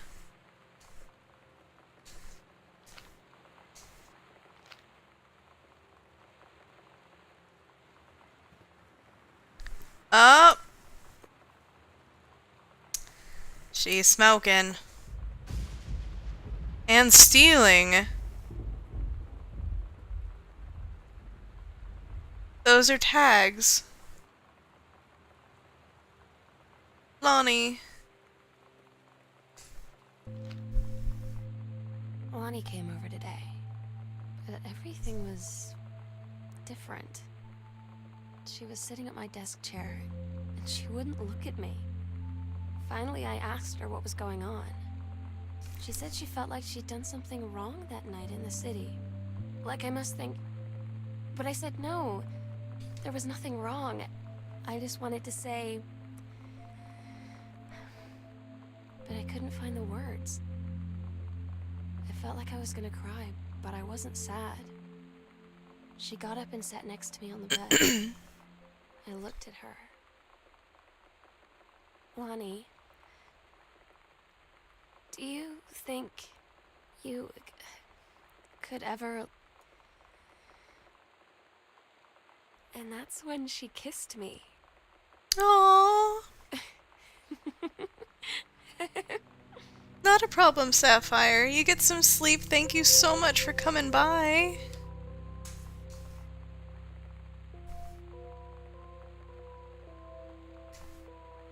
Thank you very, very much, sweetie. It was nice having you. It was a hidden 2-part code. Okay.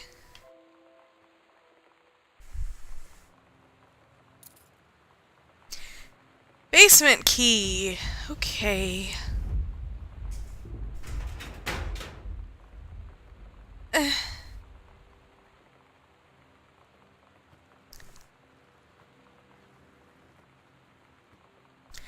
I used to have a bedroom that had stars and stuff on the ceiling like that.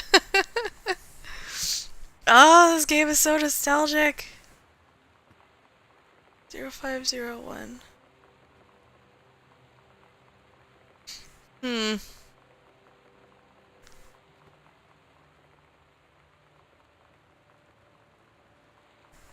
still trying to figure out where it would have been hidden, unless I didn't go through her...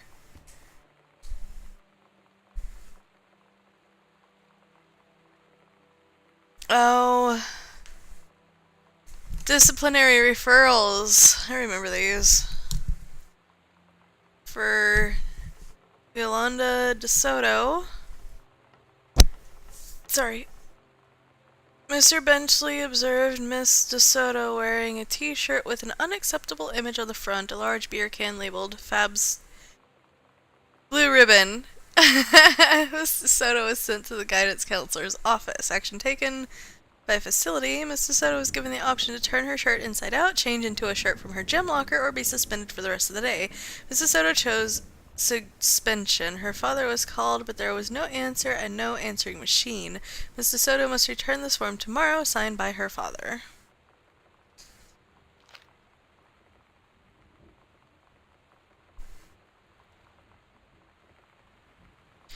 Okay, well, I mean...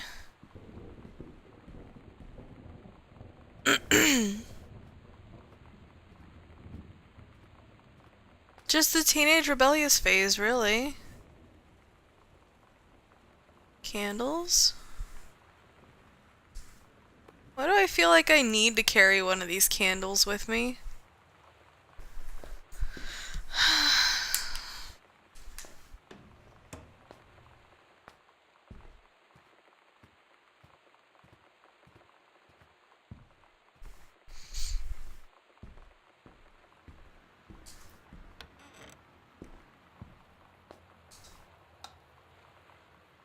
Alright, this...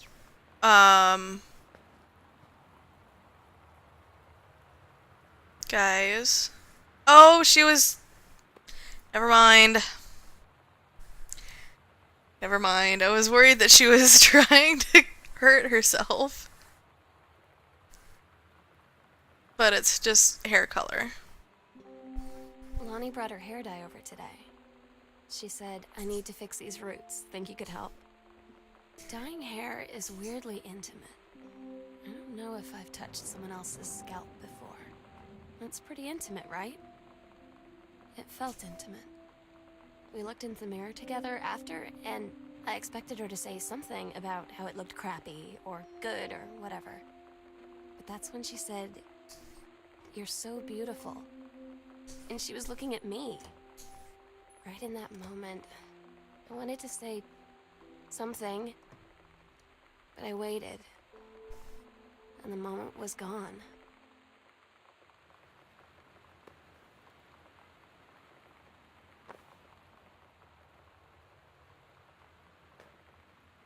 Lonnie rules.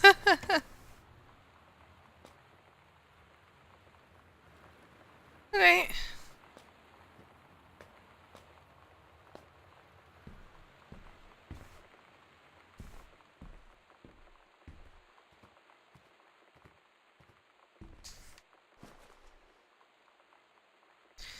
Katie, Mom and Dad were going to make up the guest room for you to stay in over the summer, but you came home on such short notice that they weren't around to do it. You can use my room if you want. I won't be needing it anymore, Sam.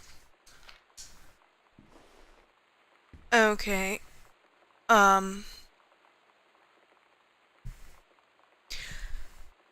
get to that scary-ass circle of stuff in a minute. Okay, so this was supposed to be the guest room. I'm closing this. Supposed to be the guest room.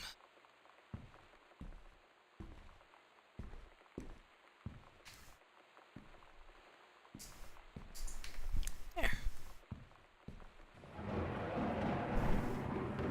Composition book. Hold on, I'm gonna fix the overlay thing so that way I don't have to X out of it every time.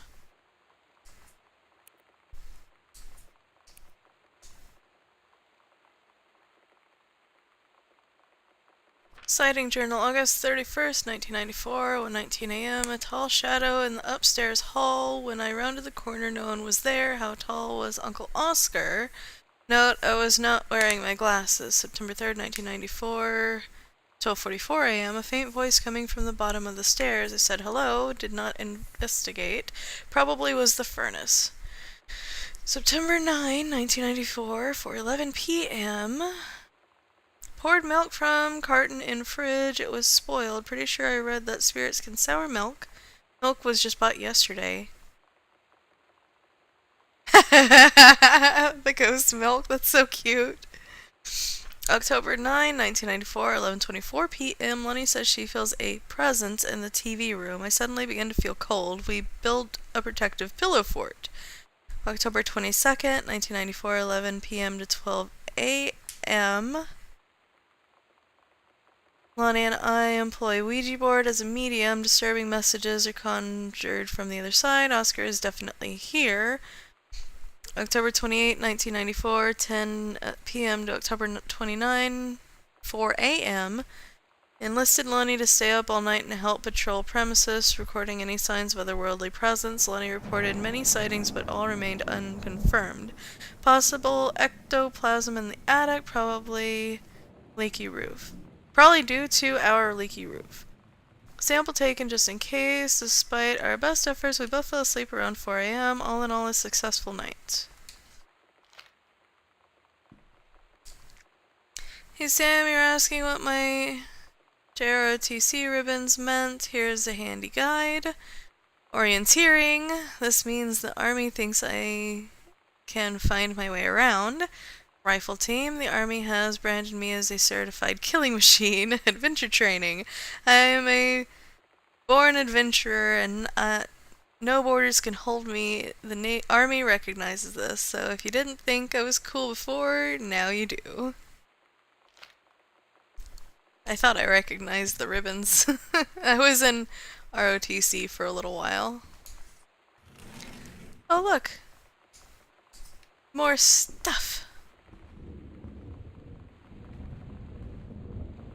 I can't hide in there, so I am going to turn this one off and close that back up. I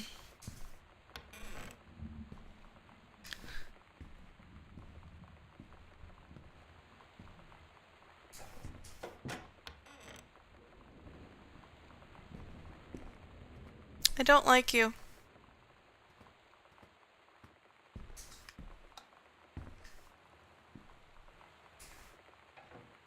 I don't like this at all. Oh good, there's a tape player.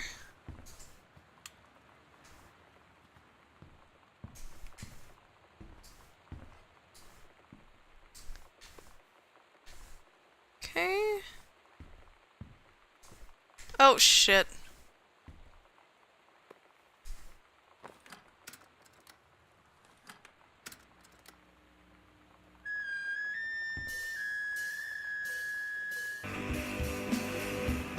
Sorry, that was a little loud. Richard, better match. Oh, hello, Teasy. Knowledge and skill, communication, work ethic, safe procedures, punctuality overall, supervisor comments, ranger. Pattern march has been indispensable during the course of the prescribed burn preparation and execution. I believe his expertise and dedication has been the deciding factor in the success of a very complex and challenging conservation effort. In the opinion of the Flintlock Forest staff, Rick's contributions to daily operations have become essential to the outfit's continuing success. To this end, I will be formally submitting paperwork requesting his permanent reassignment to this facility.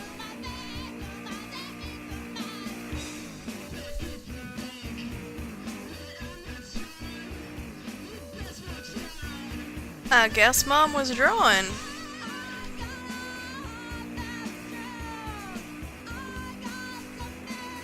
Halloween show, the Misfits, they're awesome, don't forget your costumes, Student Lounge, 1029. See you there.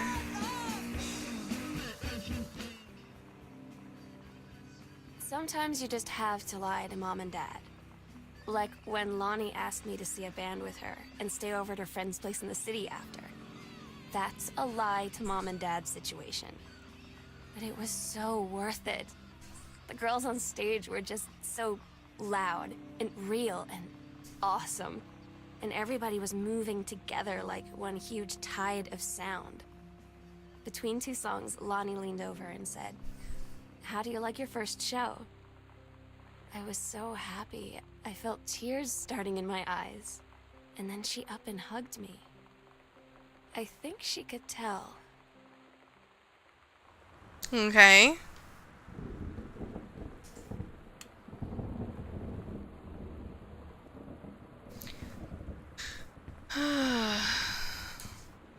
Oh boy, I forgot they did that. That was weird.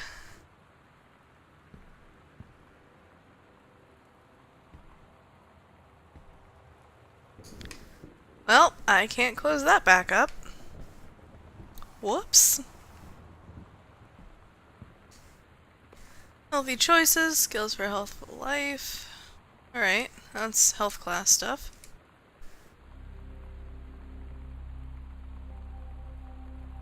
Lonnie, holy crap, I was in the library and I noticed something in the corner. I found a secret passage and it had Oscar's creepy old stuff in it.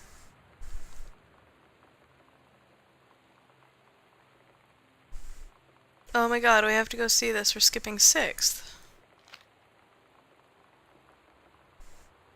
Oh, weird.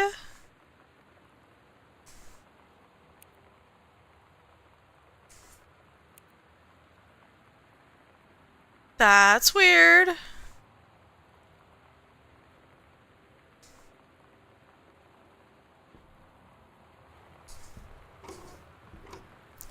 Oh, that's an amazing costume. Captain Allegra and First Mate. Your costume, my costume, L. That's amazing! Man!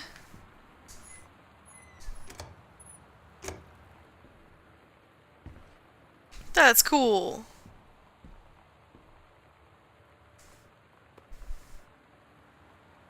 Heavens to Betsy, calculated.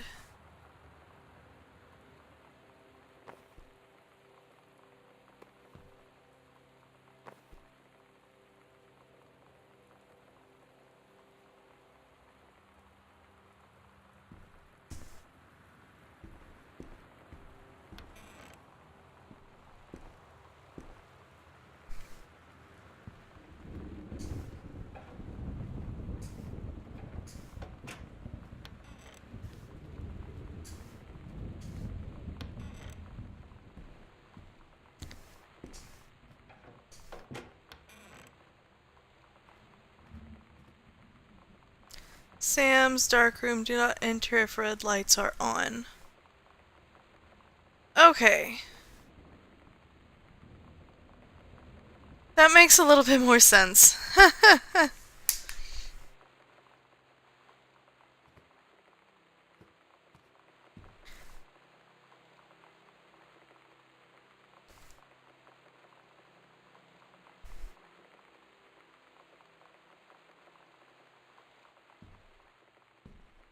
Well, at least fire thing is working appropriately.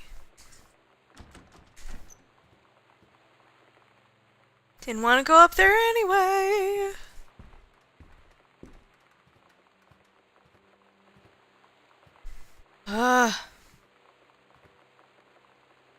All the noises though. Alright, so...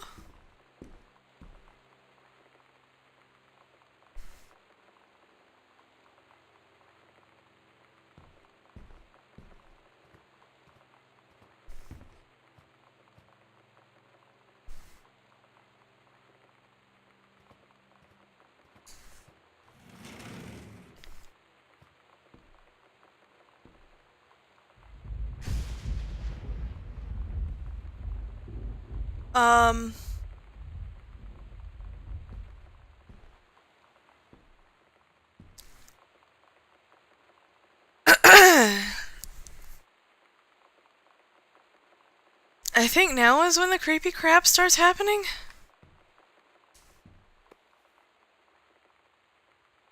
Escape from Ghost Mansion. Oh look, a ghost game.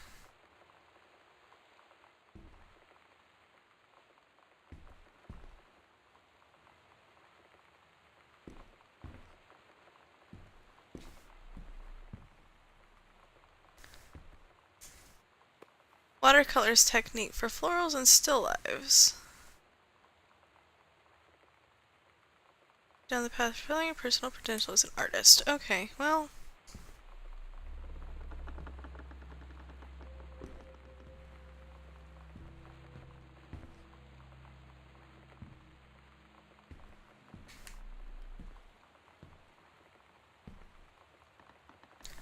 I glitched it again.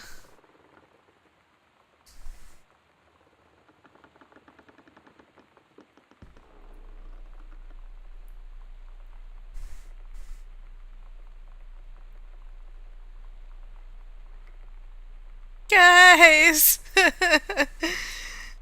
I don't wanna.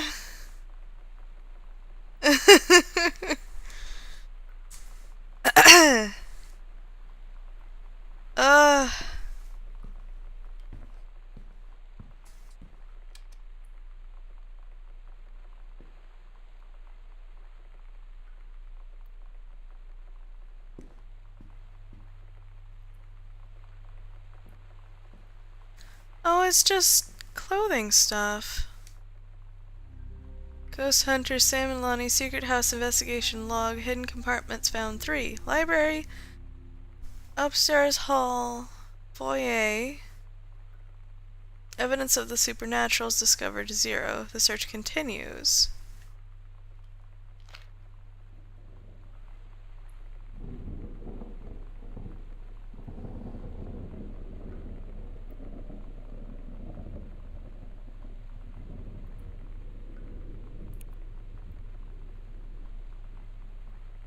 I thought that they looked a little different. Okay, so we're down here right now. We're gonna continue.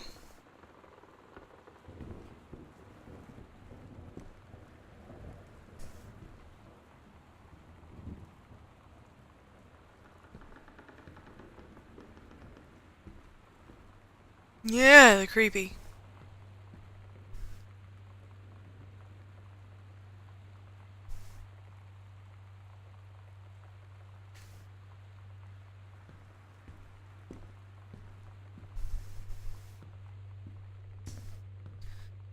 No?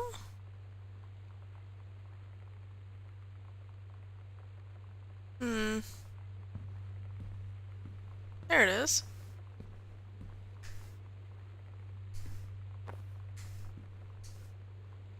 Show flyer. At Todd's brother's place after the show, there was only a futon to sleep on, so Lonnie and I shared it. The lights went out. I was turned toward her. My eyes started to adjust, and then I could see she was looking at me, too. In the dark, she smiled. My heart was beating so fast. I rolled over. I felt so, I don't know, nervous?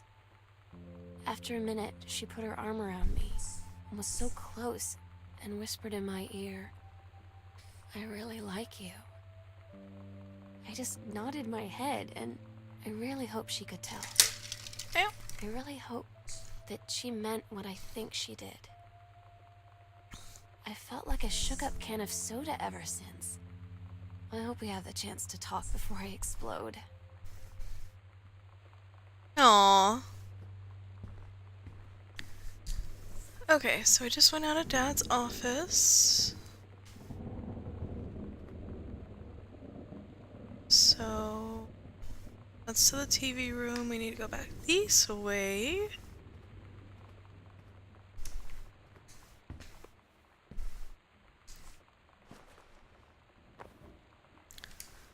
Private do not read. Too bad, Sam. Allegra and her scouting party appeared down warily through the dense canopy of rustling leaves from their perch high in the forest branches. Mere feet away, sunlight shone brightly off the inner ice walls of the glacial basin in which the forest grew. It was a strange sight indeed, such lushness juxtaposed with the frigid ice formations. Allegra leapt forward without hesitation, bounding through the high branches. The first mate had been captured by the Green Glacier's Amazonian tribe. His life hung in the balance. "We have to hurry." Allegra's party followed behind, moving quietly as a breeze through the greenery. Allegra landed in the clearing and shouted, "Stop!" She saw the Queen Amazonian up on her pedestal, reaching for the lever that would drop her first mate into the vat below. She shouted, "No!" and flung her saber at the Amazon's reaching hand, but it was too late. The first mate screamed as he fell toward the water. The splash then splashed down, and all was eerily silent. Allegra looked on, frozen in fear and remorse. She had been a moment too late. But then, from the vat, something began to emerge. A head of dark brown hair, just like the first mate's, then the shoulders and sleeves of his coat, soaking wet. But as the figure stood and the water poured down, Allegra saw that the first mate had changed. He was no longer a man at all. In fact, what looked back at her were the eyes, the face, the hair, and hands and body of a woman, still in the first mate's clothes, still the first mate. She spoke in a soft, clear voice. "Captain?" The Amazonian queen said, "She is one of us now. She is ours." Allegra drew her magical flintlock pistols from her belt, and her crew readied their swords. Allegra glared into the queen's eyes and said, "That's the love of my life, and you can't have her." Aww.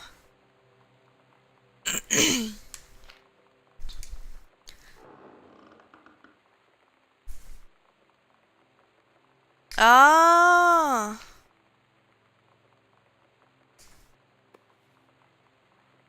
Okay, so I just had to be patient.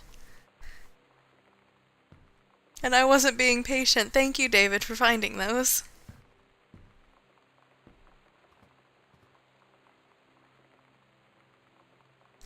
And then there was one upstairs.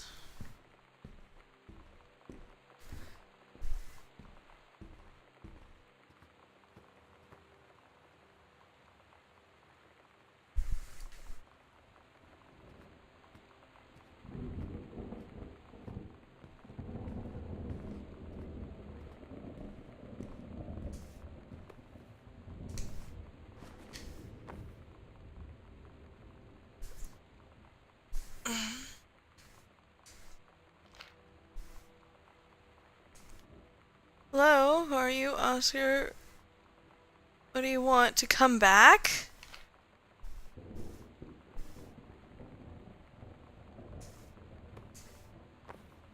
No.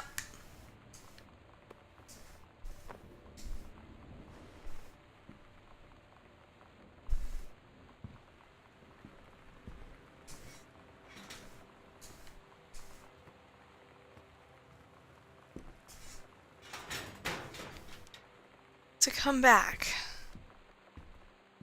But, Oscar, you can't come back.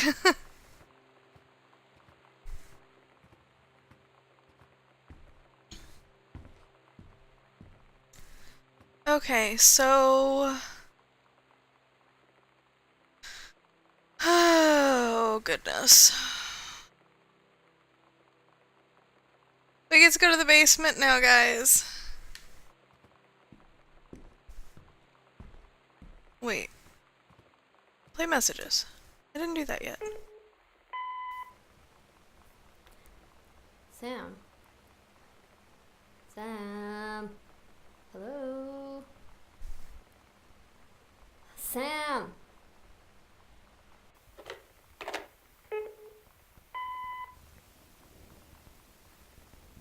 Sam, where are you? Really? I need to talk to you. Please be there.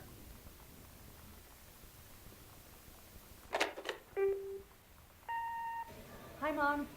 So I got my ticket home from Europe. I get back on June 6th, but it's a really late flight because that was the cheapest, so it gets in at midnight. But don't worry, I'll get a shuttle from the airport so you don't have to pick me up. Like, really seriously, you don't have to. Okay. That did not sound good.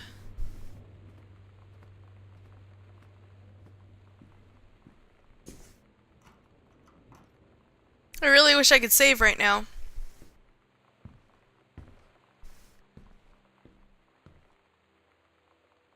I really wish I could save right now. I mean, I could if I went back to the menu.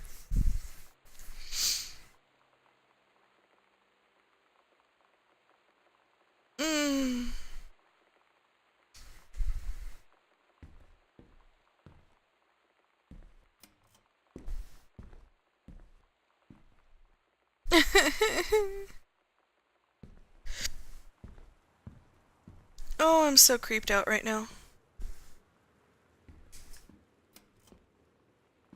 So very, very, very creeped out right now.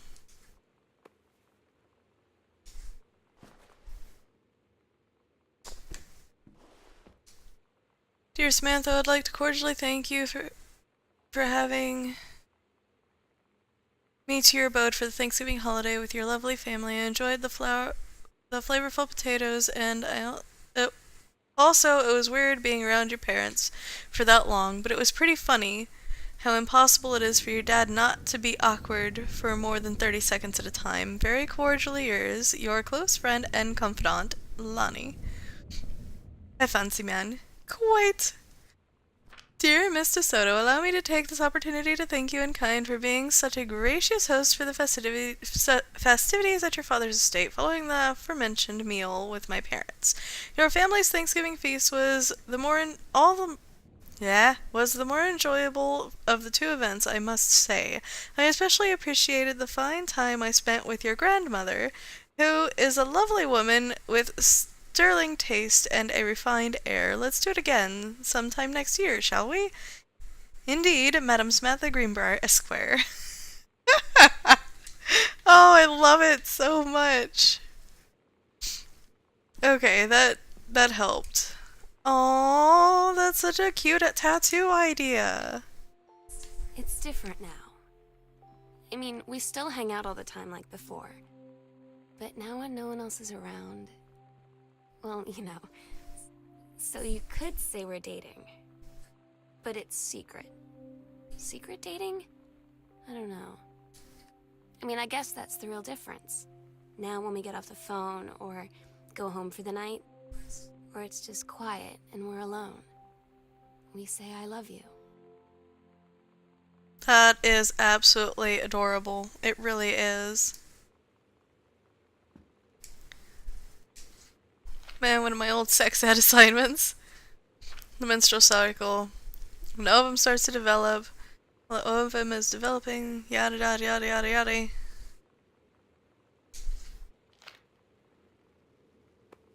Kind, amazing, intelligent, talented, lighthearted, important, and nice.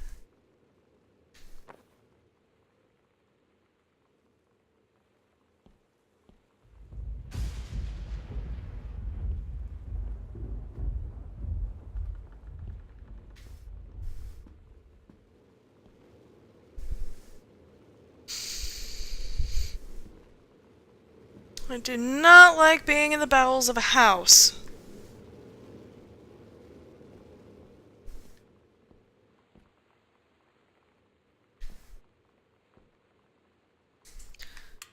Okay. That.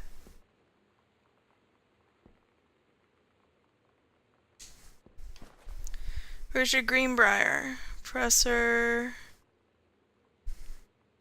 Laureate of English, University of Oregon, 1956.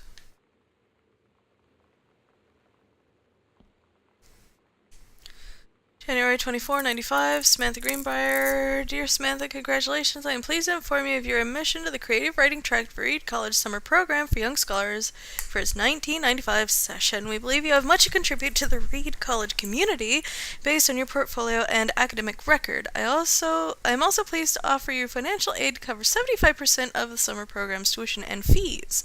The attached documentation delineates your schedule, optional secondary track choices, and your dormitory assignment. Please remember to submit the attached form if you wish to be eligible for one of 3 Reed full-time undergraduate scholarships to be awarded to exemplary students at the end of each summer program. We very much look forward to having your attendance. Again, congratulations on your admission and best wishes from all of us at Reed College. Sincerely, Jody Morris. I'm so stupid sometimes. I was telling Lonnie that I got into my college summer program thing, and I was all making plans like, you should come visit me, stay in my dorm room. But she said, Sam, I ship out on June 6th. I was like, ship out? To where? She said, to basic training. What did you think I was doing all that ROTC stuff for? I guess she's been planning to join the army right after high school since she was like 12. And I guess she's really going to do it. So I was like, after graduation, I'm just never going to see you again? She said, let's just have fun while we can.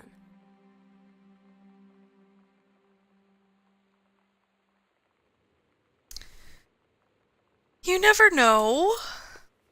A complete understanding. Joyce?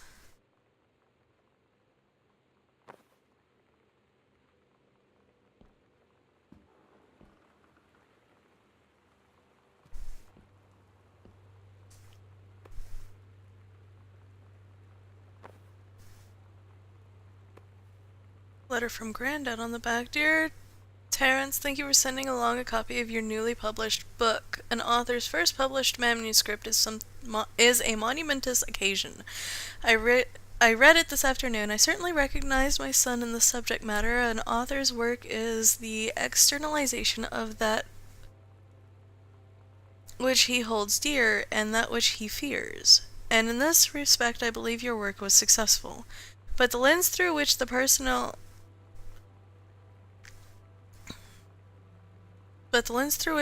shone was needlessly clouded by genre cliches and implausible dime store science fictional deus machina. The great authors speak of this life's milieu in clear and honest tones, the lens crystal that refracts their thoughts without distortion. I congratulate you on surviving the great ordeal that is publication, and rest assured that readers of your chosen genre will lap up copies hungrily. But I urge you to shed artifice. You can do better. With a father's love and encouragement, Richard Greenbrier.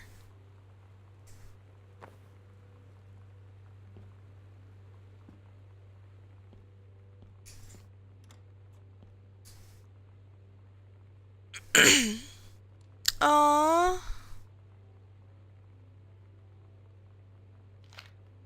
That's a good idea. I think that's Mom's citizenship stuff.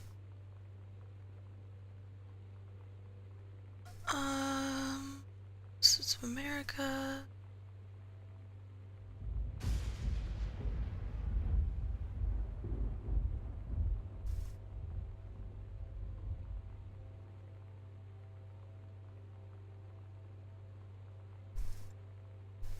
From Canada. Okay. That's not too bad.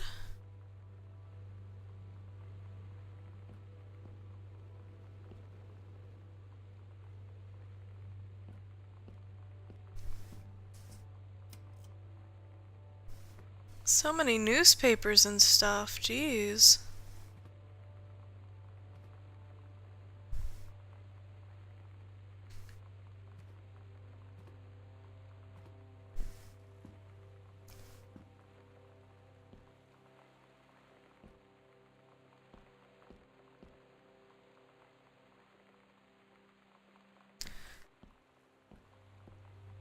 Alright.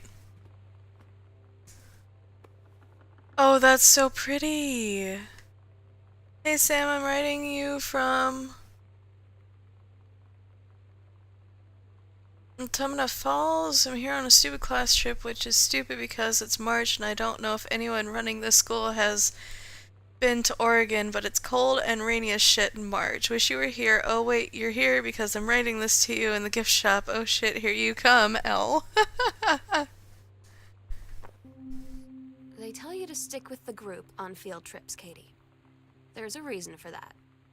Lonnie and I snuck off on the side paths at Multnomah Falls and got a little lost. Okay, a lot lost. Like, for hours. Right before the bus left, we found a trail and came running down the path, soaked and covered in mud, shouting for the bus not to leave. The school called home. Mom and Dad said, "You didn't get into trouble like this before you met that Lonnie girl." But I don't think they know about us. The kids at school, though, Hey I'm Karina. really afraid that's a whole other story. Stick with the group, Katie. Stick with the group. Screw sticking with the group. Masson Pharmacy changes hands. The shoppers of Main Street were surprised today at the announcement that Masson's Pharmacy would change ownership for the first time since it opened 10 years ago. Rumors swirled that the sudden sale of the pharmacy was transacted for a song. When asked about speculation, the deal had been signed for as little as $1. Mr. Samuel Alston, Oscar Masson's longtime assistant and now proprietor of Masson's Pharmacy, told the register, "The specifics will remain between myself and Mr. Masson. Mr. Masson is taken sick and was unavailable for comment."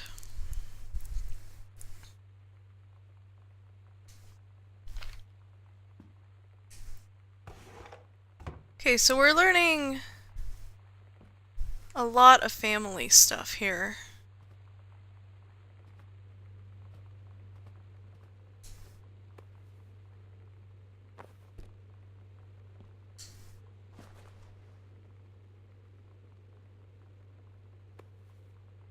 Masson's Pharmacy.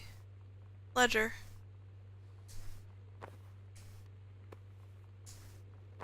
That looked like an urn, so... creepy? Much? Alright, we still have one more room back here to go through.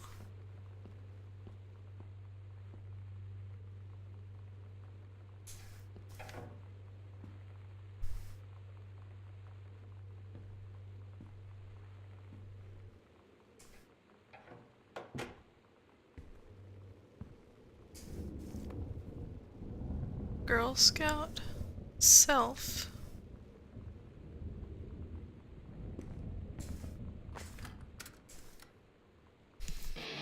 You wanted to set DeSoto.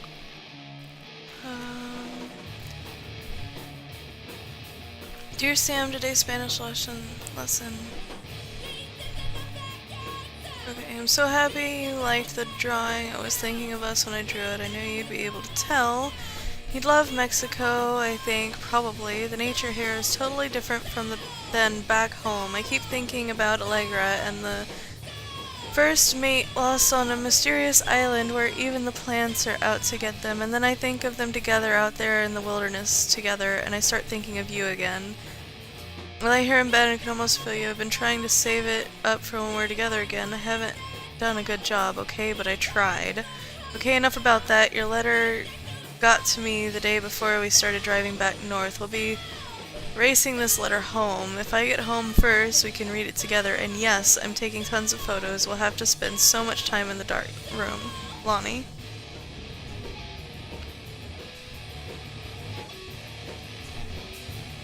X-ray specs.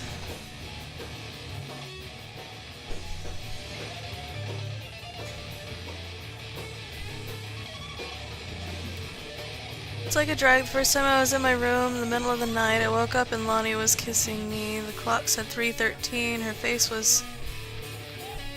Oh. Okay. We're not reading any more of that, apparently. That was, I guess, disturbing amount of stuff about your sister's sex life. I get that. Girl Scout, the band formerly known as Cub Scout. Set list. Role model, authority, main squeeze, telling stories, instruction, first mate, self, Girl Scouts, denial.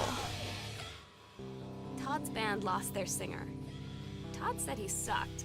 Lonnie said he got sick of Todd's shit, and he was complaining about needing a new singer. So Lonnie was like, I can sing. And they were all kind of like, you can? And she was like, probably. But she's been rehearsing with them for like a week now. And I finally got to see them play in Todd's basement today. And she's actually really amazing. I feel so proud when she's on stage. It's incredible being in awe of someone you love. So everybody knows it's like a temporary situation till she ships out in June. But till then, I'm gonna be at every single show.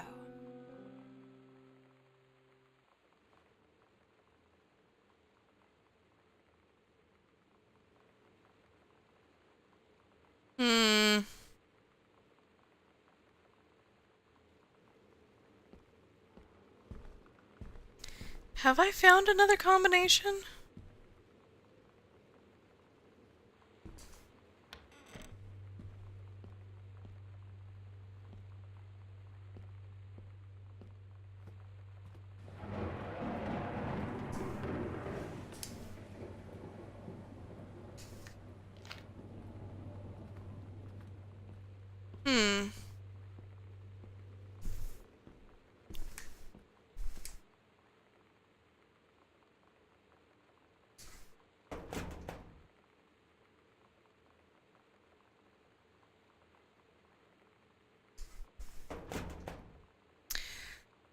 The wall near the safe. Oh, okay.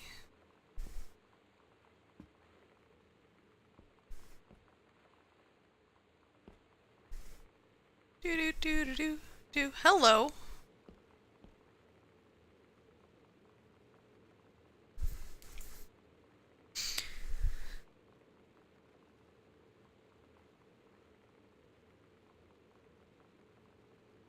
Do 7, 60, 63.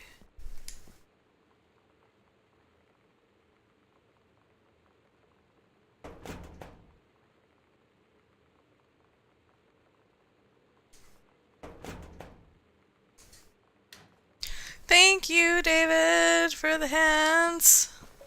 Hello. Intuitive.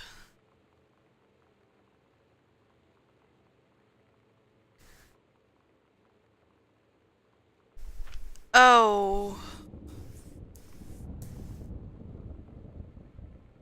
Dear sister, I write what shall be my last appeal to go unanswered one way or the other. I feel a prisoner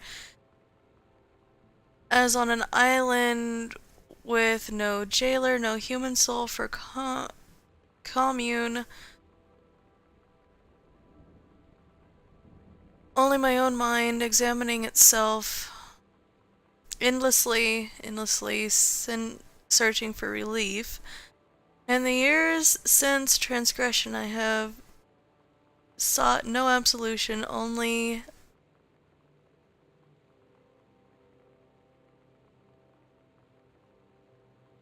for forgiveness and good faith I have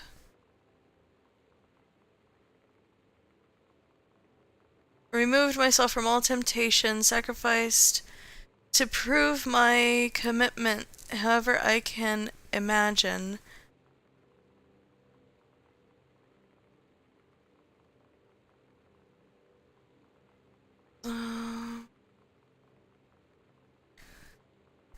Mother is pressing, I have yearned for nothing more than the acknowledgement of my own kin, to be treated as a human again, to breathe the air of human spirit once more. By grace, over a wretch like me could be saved, but I do not expect it. If no response is received, I shall henceforth accept my sentence and one day simply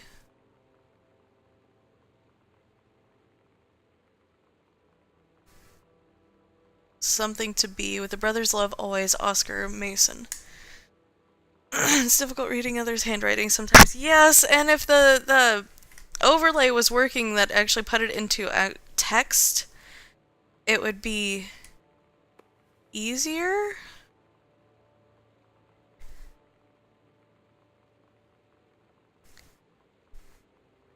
Sodium sulfate, chloric acid,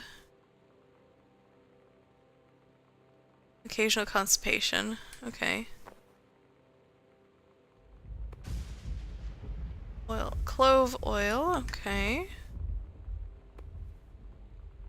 Hydrogen peroxide. These are old bottles.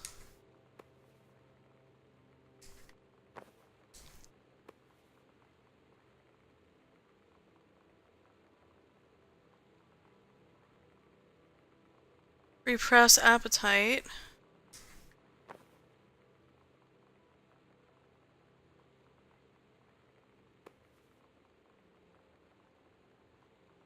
Morphine. Oh, dear.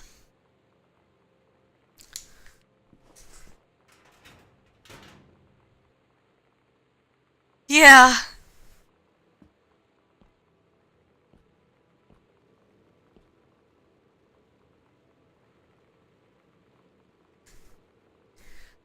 Little bit dramatic, you're right. Hello. Oh. Great.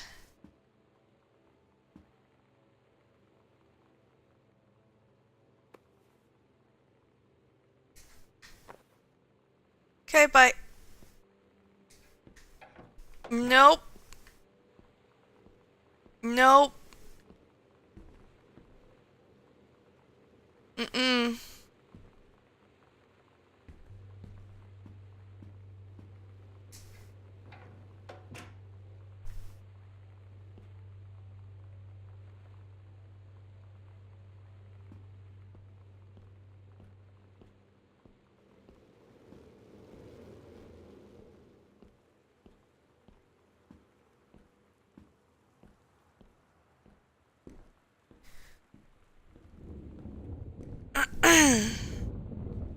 There was a note on the floor. Well, shit. Okay, I'm going.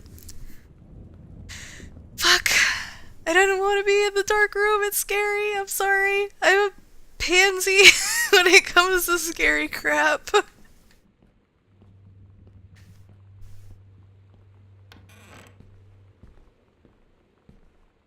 Hmm. You're right, there was a note on the floor. Hold on. Let's...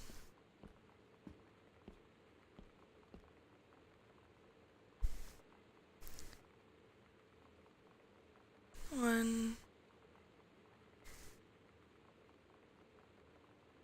Poison with... No. Pleased with enforcement in... I believe this encouragement shall hold for some time. Okay.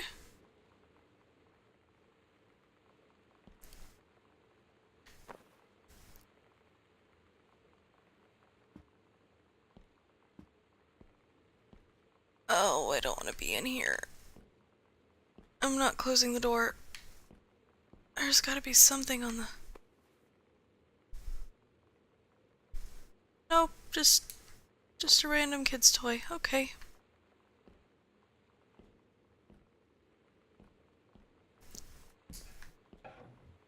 Okay.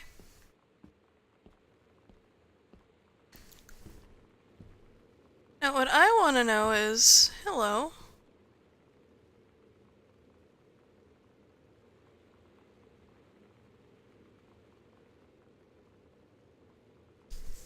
Hmm.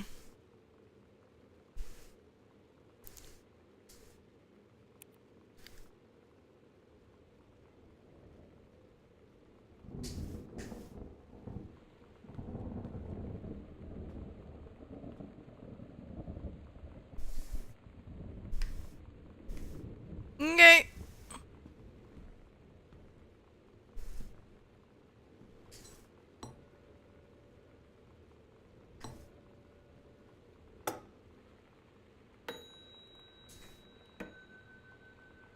Those two made noise.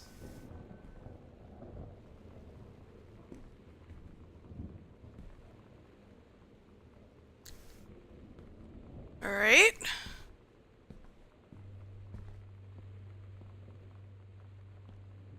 I wish I could take that other map with me.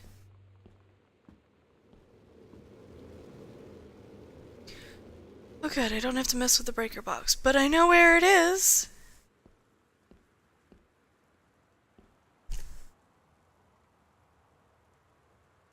Okay, it was just the wind.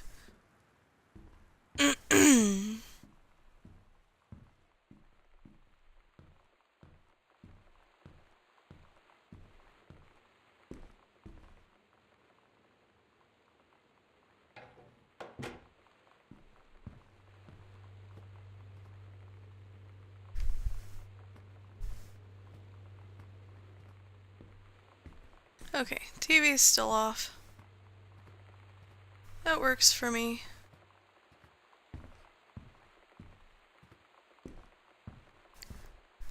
Now what I want to know is how the hell to get in that door.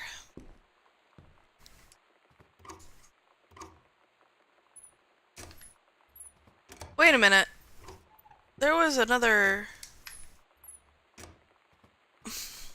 I'm an idiot. There was another, stairwell that I didn't go to yet. Down here in the basement. I think that that's the way around.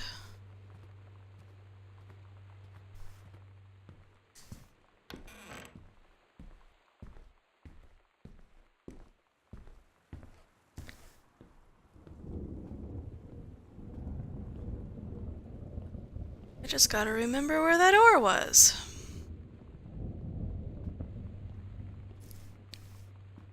Right, it was the secret over here. Found it.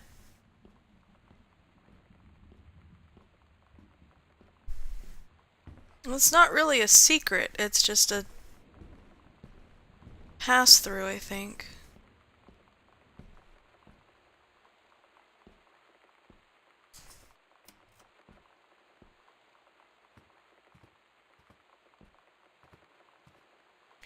Okay. And we are now in a whole entire hidden room. Nobody asked you to squeak. Stop that.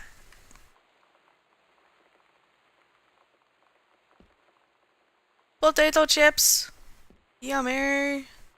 Goodfellow Senior High School. Dear Miss Greenbrier, I appreciate the time and effort put into writing your letter. It showed initiative as well and was well written, but it does not change my mind on this matter. While I understand that Miss DeSoto is a friend of yours, the fact of the matter is that she defaced school property with profanity.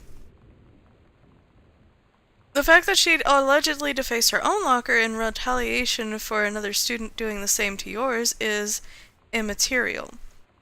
As to your complaint that no other student has been punished for their part in this incident, the fact is that no guilty party has come forward, and there has been no convincing evidence as to who might have defaced your locker. In other words, there is no one to punish.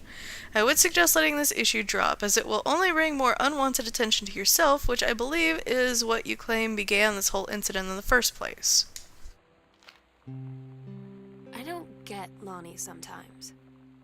Like, her band, and our zine, and her hair, and everything are all anti-authority.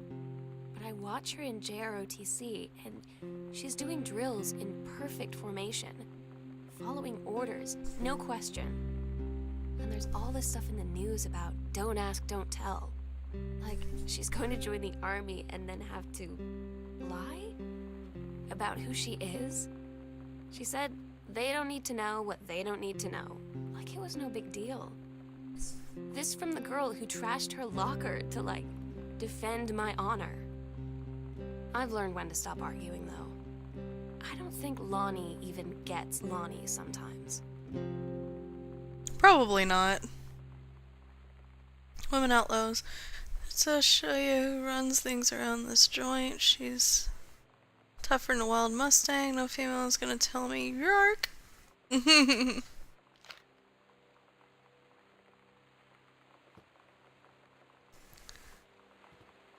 This one's for you, gross man.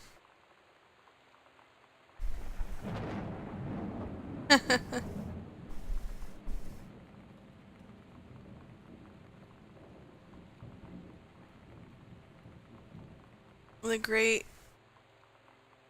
Goodfellow riot of 95. Kicking against the patriarchy. Heavens to Betsy. That's a good drawing.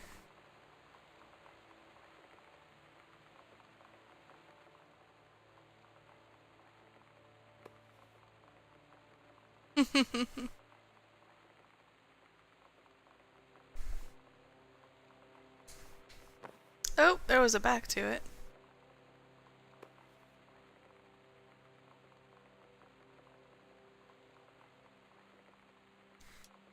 That's cute.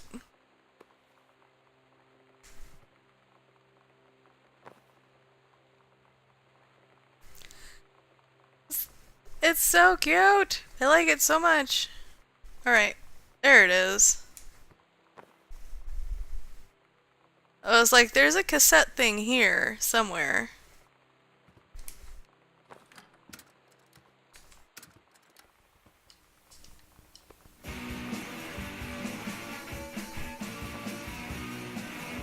This is their actual music this time.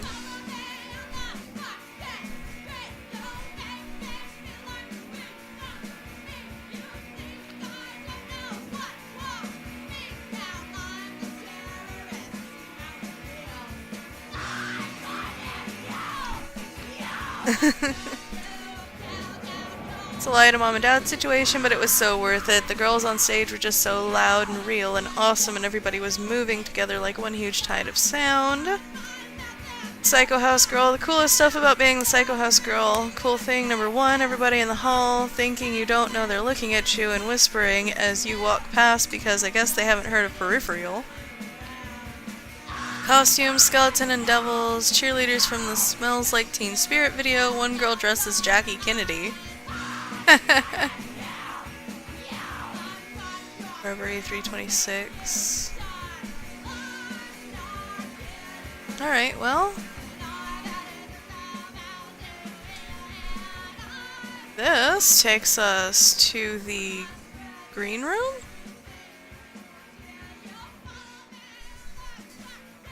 There we go. Whoa, hey, no, stop. Ugh. Alright. Thank you.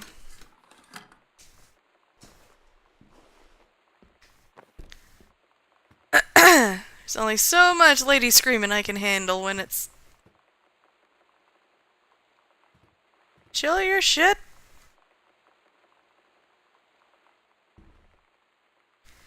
Guardian angels up above Les's house with lots of love.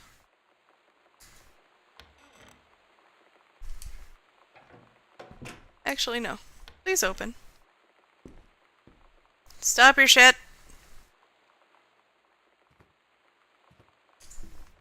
Go ahead and turn that lamp on. Spanish class!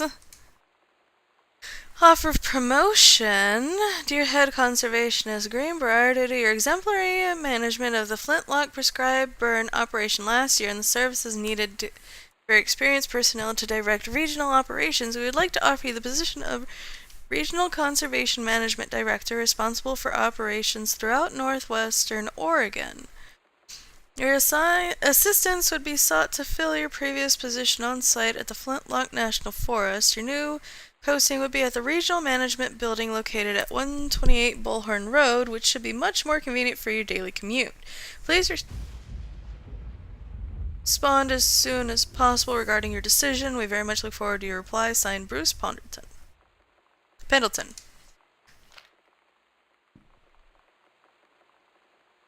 Old houses have really weird noises.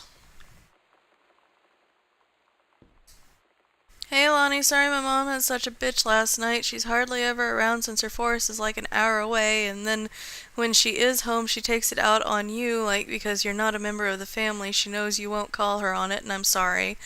It's okay, I know she's just jealous of our cool and freewheeling lifestyles. I feel sorry for you. I'm lucky my mom lives in Florida. You have to have a mom every day. Sorry, I didn't mean to bring up the mom thing like that. I know, I shouldn't complain. No, I'm being serious. My mom is a psycho Christian, and her new husband, Don, is a complete tool. Living in Florida with him is her eternal punishment in my mind. So, you wouldn't rather live with your mom in Florida? No! Okay, well, we know the answer to that one. A whole bunch of Spanish notes.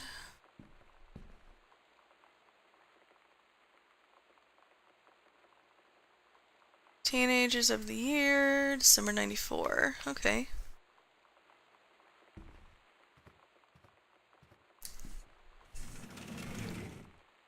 Hello? Sam, the skull was the coolest thing I found in Mexico, and it was like $3 American. I love it. Merry Christmas, miss you. P.S. Treasured always.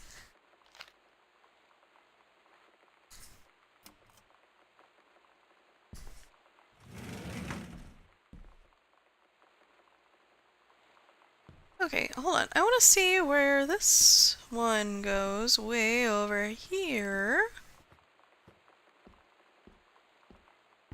That's another stairway up.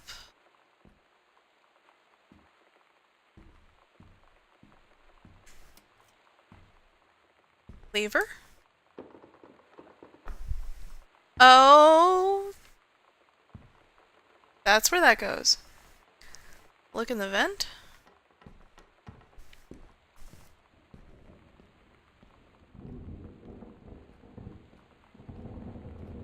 Look in the vent. Okay, the vent out here. Doo-doo-doo. Hey, it's shiny.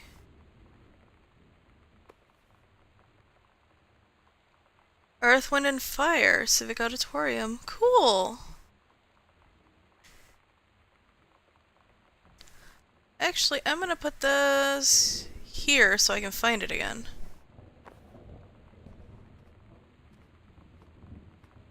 Because I'm probably gonna need numbers off of it, so.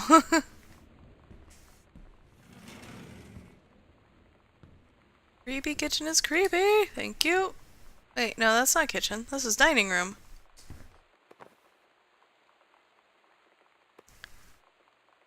Another one of Mom's purses. Forestry safety. Hold that for a second. Hey Jan, I got 2 tickets for the Earth, Wind & Fire on Thursday, but my girlfriend says she doesn't want to go. Her taste in music rears its ugly head again. So that leaves me with an extra ticket that I thought you might be interested in. More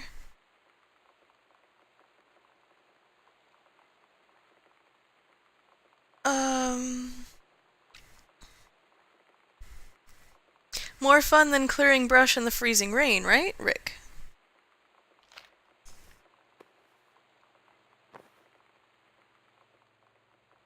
Well, yeah, I would definitely rather... Well, another one of the postcards I sent. Oh, that's pretty! I have an itch, sorry guys.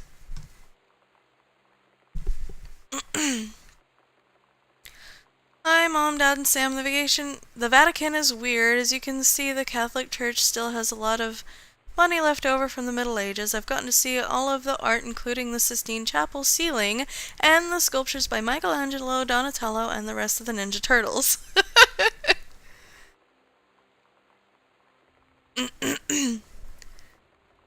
Mom, we'll have to come back together. I would love to be here with someone who really appreciates the history behind everything. Also, Sam, they have various relics, as in pieces of important dead people, so you could probably come too.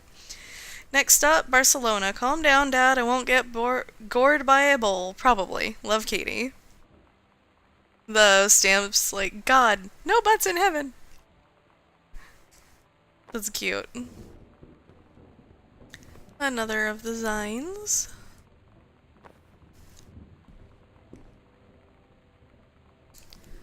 Sam, since you refuse to hear us out this afternoon, your mother and I are putting this in writing so we are absolutely clear. You are grounded for the rest of the month from social and telephone privileges and from the use of your car for anything except going to and from school. Oh, this sounds familiar. We understand what you are going through, but we can't allow you to continue with this kind of behavior at school, and clearly once your privileges are reinstated, we can't allow you to have your bedroom door closed while Lonnie is at the house. This is the last word on the matter. Get back on course so this won't have to happen again. Disciplinary report. Disturbing and inappropriate materials on school grounds. Phone call to students' parents. Out of school supervisor 424 to 428. Suspension. I'm sorry.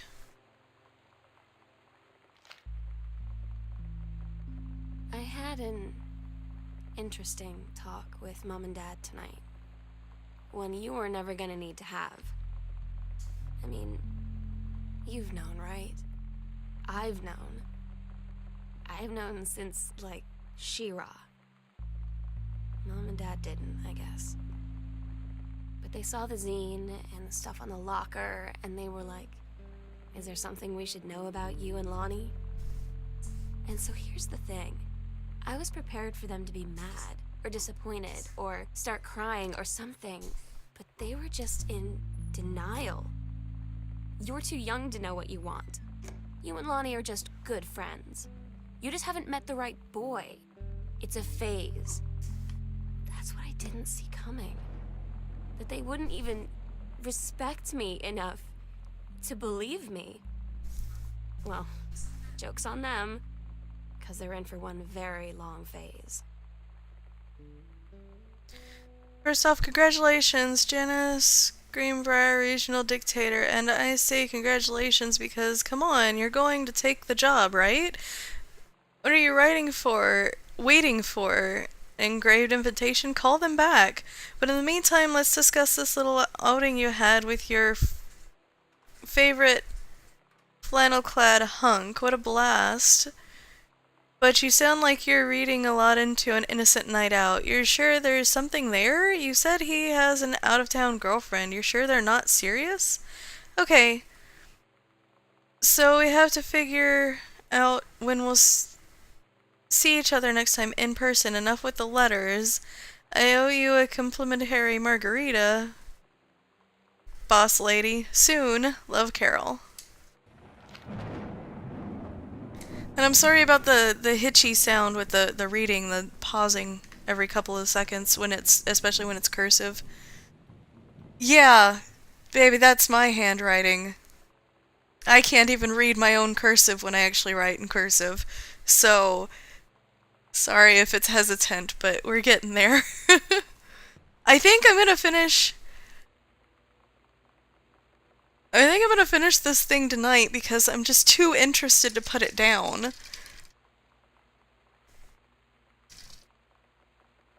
I'm absolutely loving this. Don't give up on this, honey.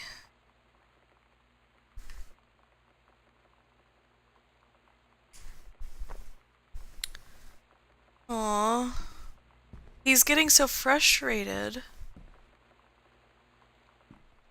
Their dad is getting super frustrated at the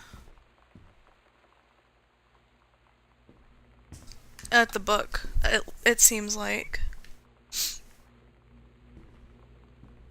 Oh, here's the kitchen.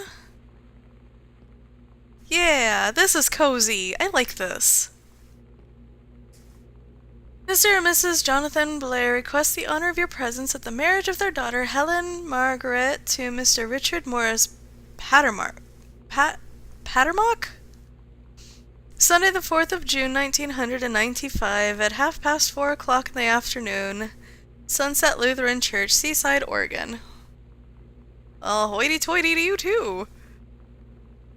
Sam schedule working at Crown Burger on Bethel Road, Monday, Wednesday, Thursday, Friday, 3 to 7, Saturday, 12 to 6. She gets out of school at 2:30? Lucky person. Cutting board? Nothing under the cutting board. Nothing in the pot. Dishwasher.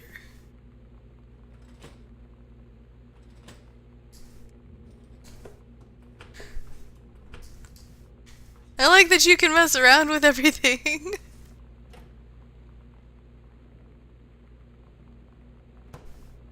Can I boop it? I can't boop it. Okay, well.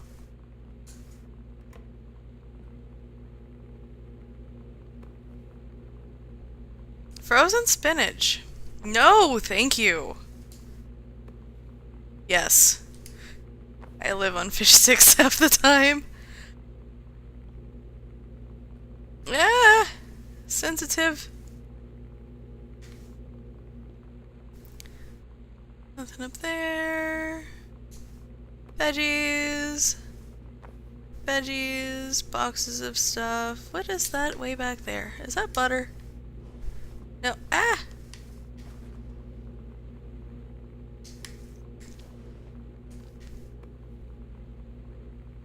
Get over there. No, it's corn. Okay.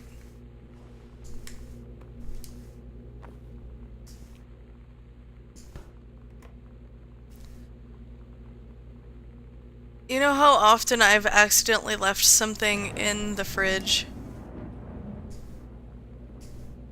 It happens way too often. Milk. Okay. Samantha and Danielle were in the woods one day. It was sunny and they were on an adventure, but they went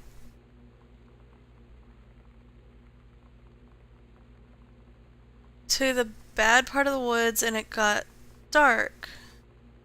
Daniel said, "Are you scared?" So Samantha said, "No. Are you?"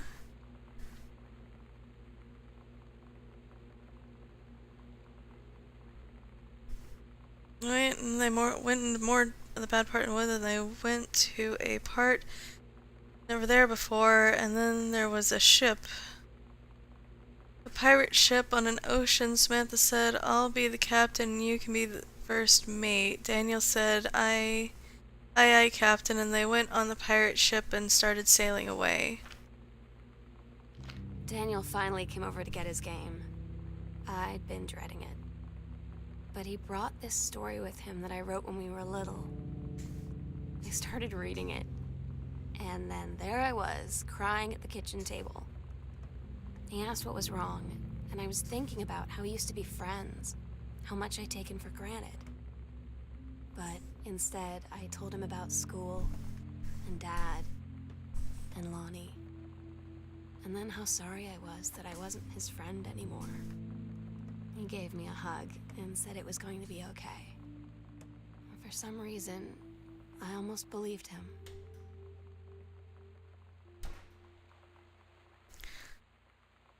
I just realized this kitchen needs some work.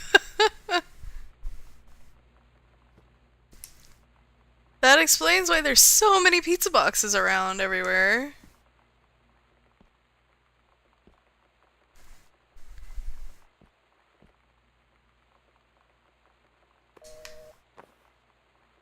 Congratulations on your new position, dear Regional Conservation Director Greenbrier. Having received your formal acceptance letter, I write to congratulate you on your new position at Regional Conservation Director of the State Forestry Service. Sorry. We wish you luck in your final weeks at Flintlock National Forest and very much look forward to welcoming you to your new desk in the State Forestry Office at 8 a.m. on May 1st.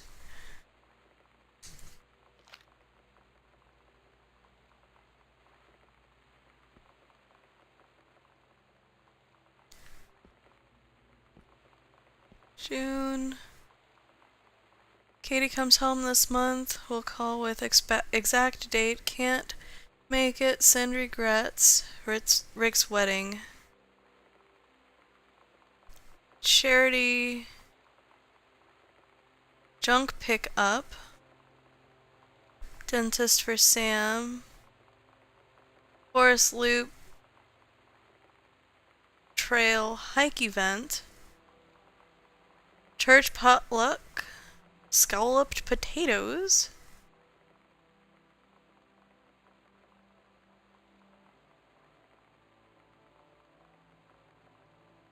Elementary public access cleanup. Oh, shit.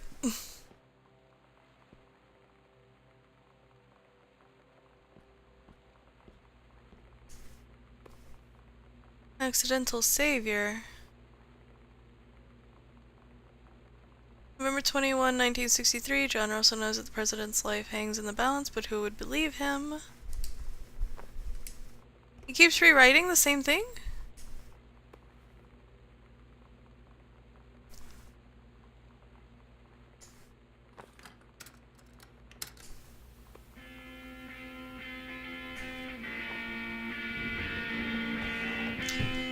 That was accidentally made in that drawer again.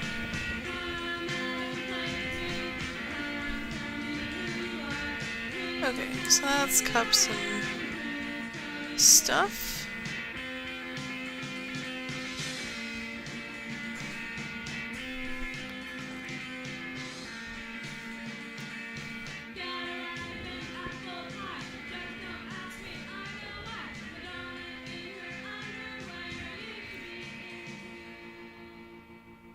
Message from our future, save the president once, but within 24 hours there'll be another attempt and the lines of communication are down.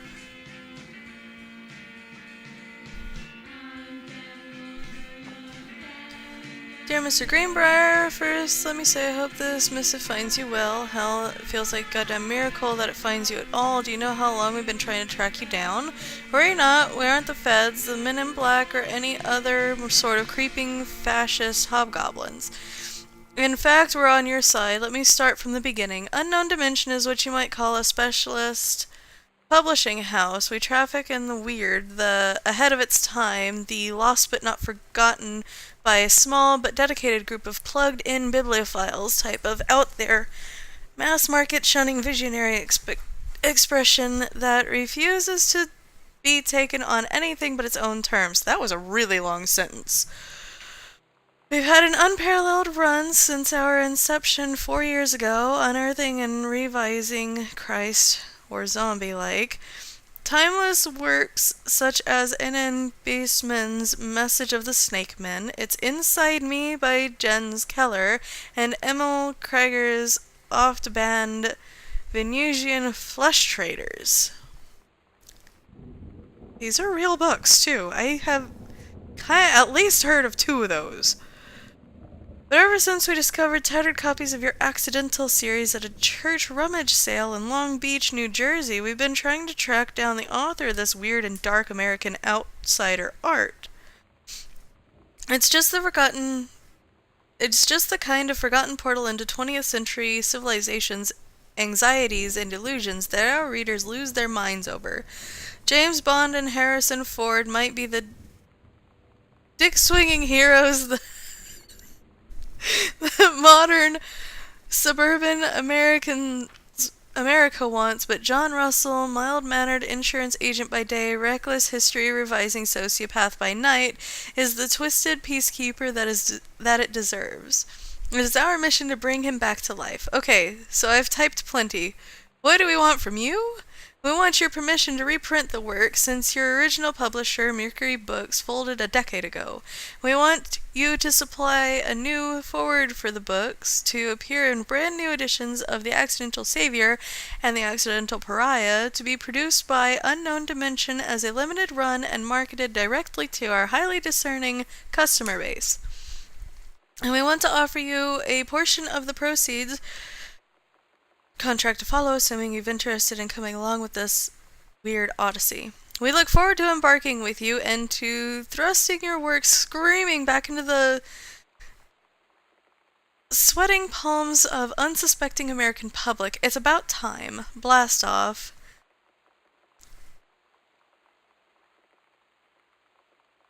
Medish Gzon Kaczynski? Oh wow, if that's not Russian, it's, I don't know. But you know what? Good on her dad. Good on her dad. He found another publisher. Hopefully he took up the offer. It's the garage. Cool. He's a bike. That's Lonnie's cover. I asked Lonnie what she had to do to get ready to ship out for basic training. She said, not a lot, really. You're not allowed to bring anything with you. You have no possessions, no contact with the outside world while you're in basic. You just train hard every day, and then you deploy from there. So, they'll just send her away. To who knows where. The other side of the country. The other side of the world. My mind, can't process it. She's really going to be gone. Just gone.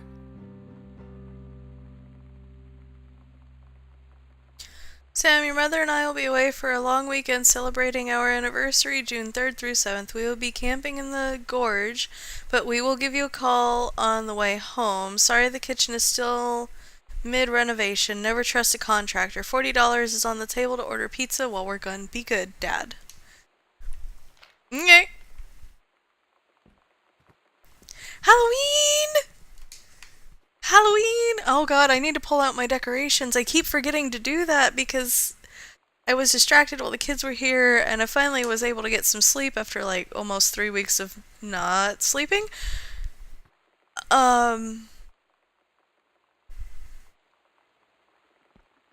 Name tag. Oh no. Did she quit her job?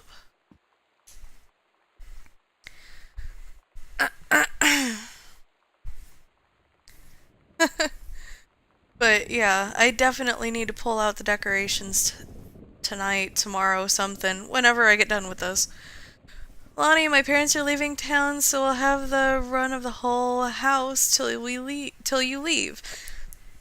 Imagine actually spending the night in my room instead of sneaking up to our usual spot in the attic.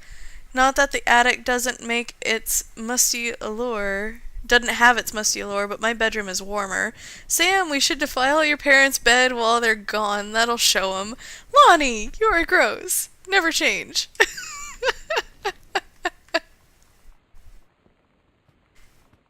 Anything in the wood berm? No. Okay.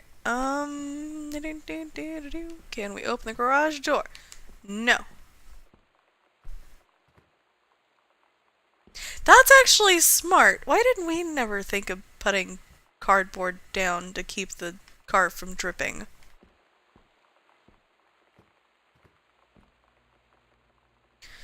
Okay, so we're done this way.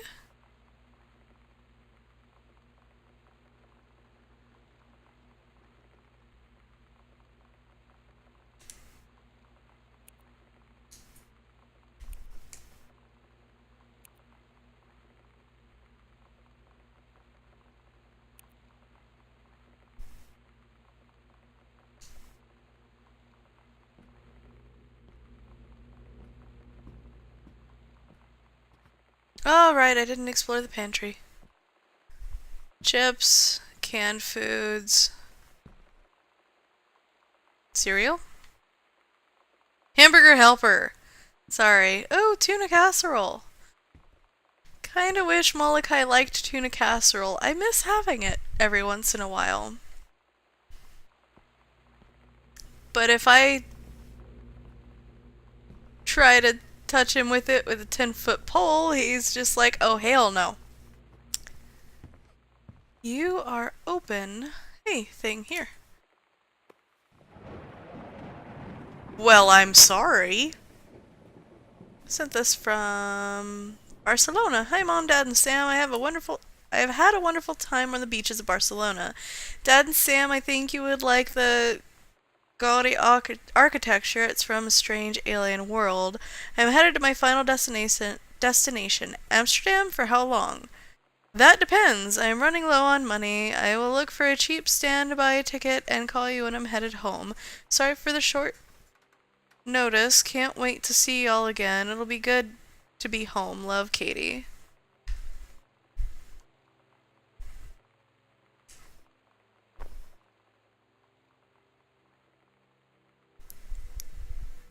Going away show for Lonnie. Aww. Lonnie had her going away show with her band tonight. She's so incredible on stage. When she was singing, I could practically forget everything. That we only had 48 hours left. That I don't know what comes next. That I can't live without her.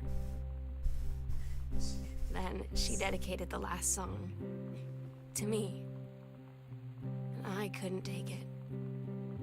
I was out on the curb in the alley, sobbing till my ribs hurt. I would follow her anywhere, Katie. But I can't. Where she's going. After a long time, she found me. She said she was sorry. She said, I wish things could be different. I just wanted to make you happy. I said, I don't think you can anymore. Oh.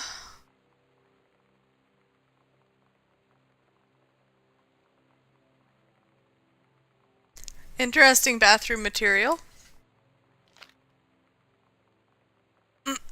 I have a really bad feeling on where this is going. I'm hoping I'm wrong. I really am.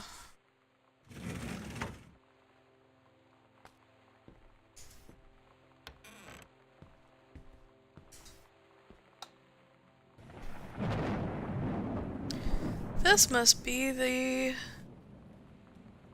laundry room. Yep.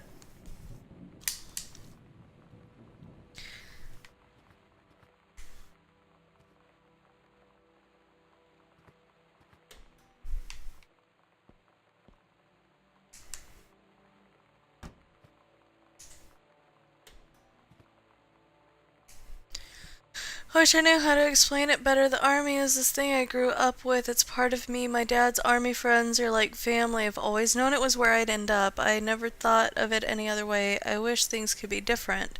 Maybe someday when I'm settled at a house and you're done with college and you're a famous writer and I can rebuild a tank engine with my eyes closed, things will be different and we can be together. Until then, Lonnie.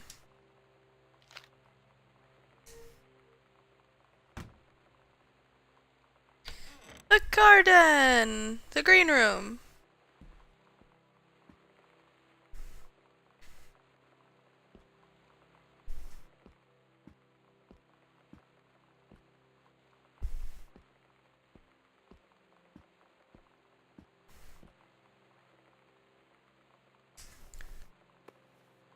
The accidental human.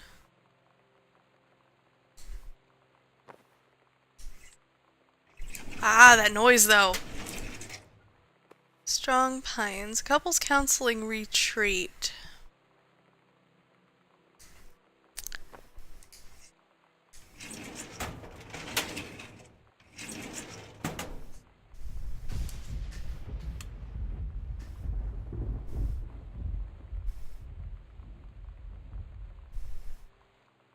think that was just thunder, but that was really creepy. It's got a whole bunch of notes in it.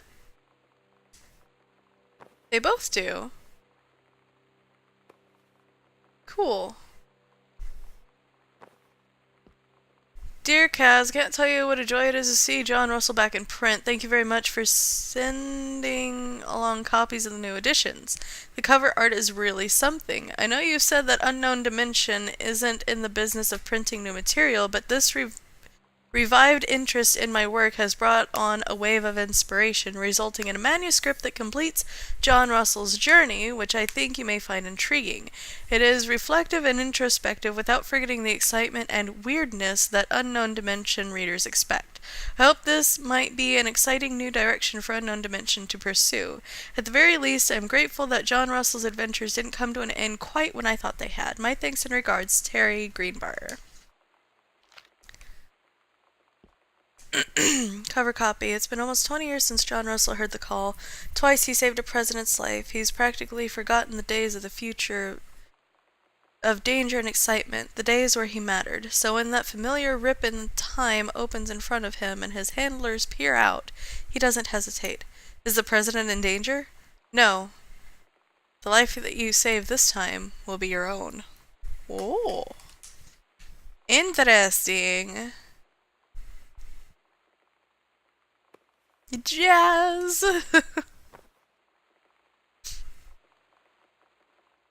This is a good area to write in. It's really pretty.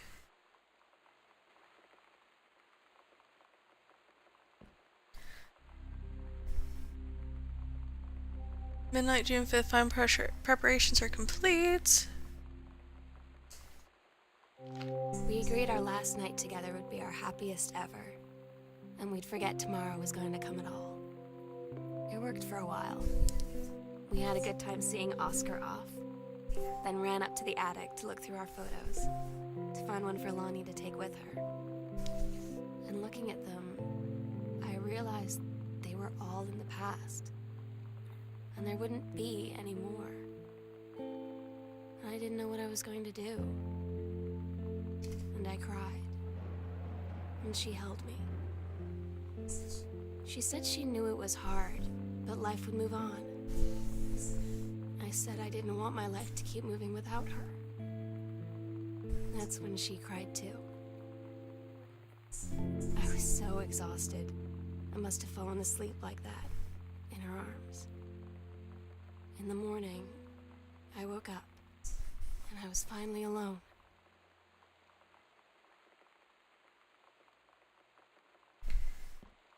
Okay, well that's the door to outside. Obviously we're not going that way.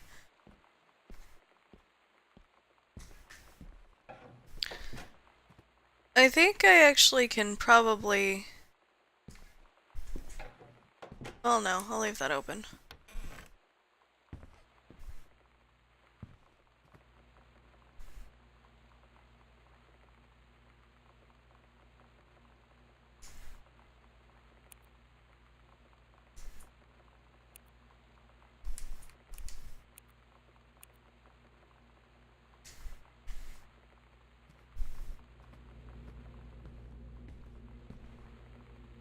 Over next to the stairs. Oh. That's like the one organized...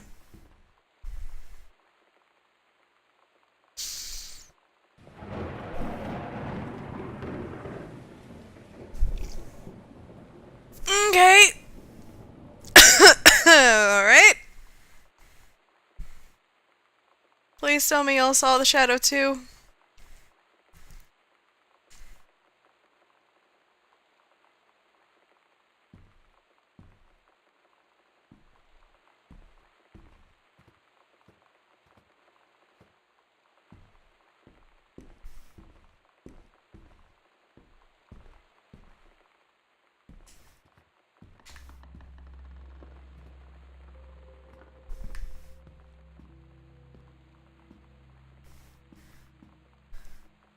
Oh, you didn't see a shadow. Okay.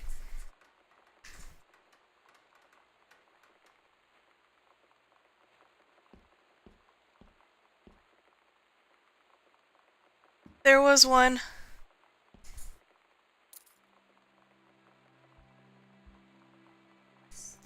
The sunset light in this house is the saddest thing I've ever seen.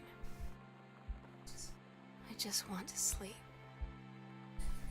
When I'm in the attic, it almost feels like Lonnie could still be here. She's just downstairs. I'm just waiting to hear her pull down the hatch and come running up. Maybe I'll go up to the attic and wait.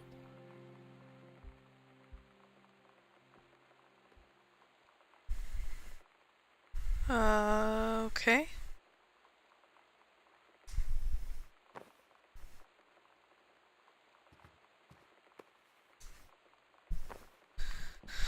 Oh boy. They were fooling around with stuff.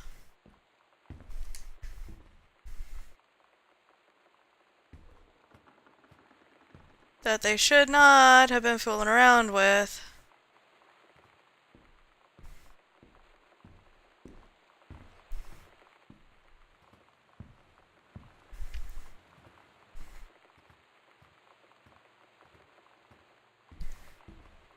Uh-huh.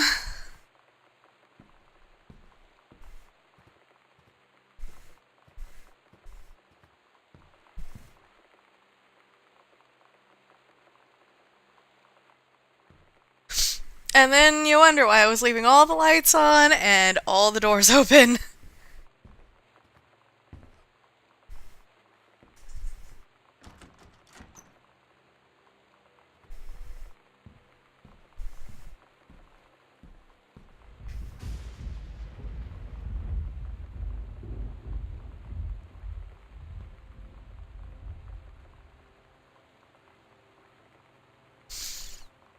Ugh.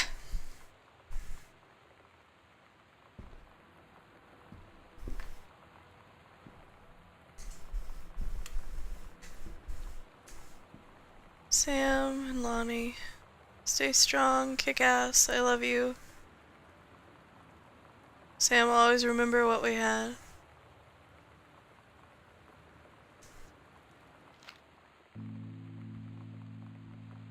Oh my god.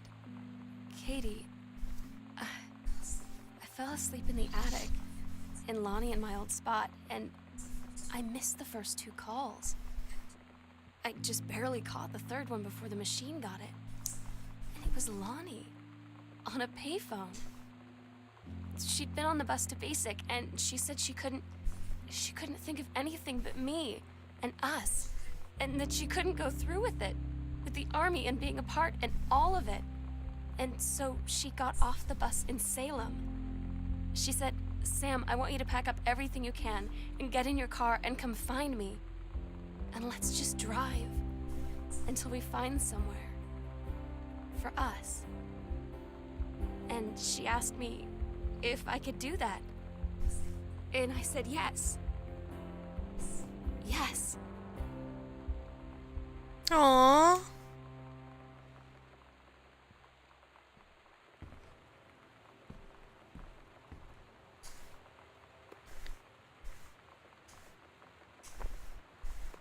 High contrast. Oh yeah, this is good stuff for photo stuff.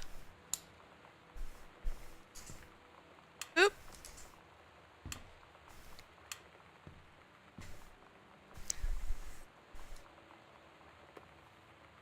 Stop bath.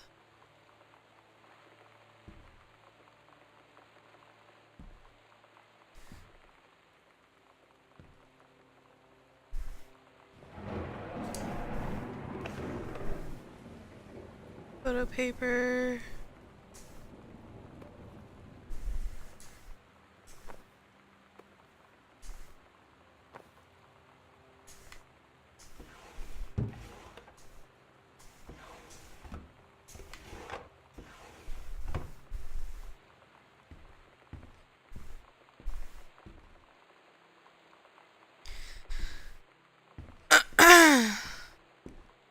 Letters to Katie.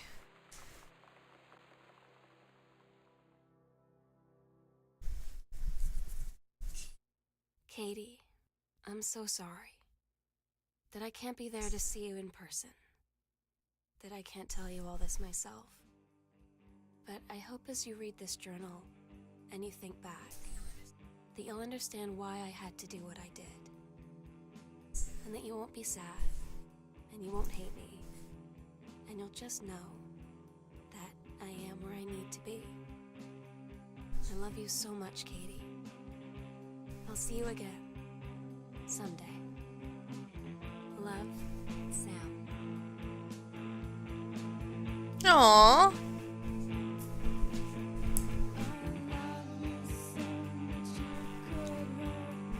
I was so ready for it to be like super duper spoopy and like Ghosty Goose trying to come and get me or whatever, and that I was being lulled into a false sense of safety with the stories.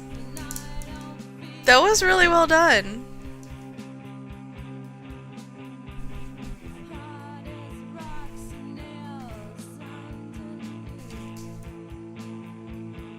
That was it, apparently. It was really cute, though.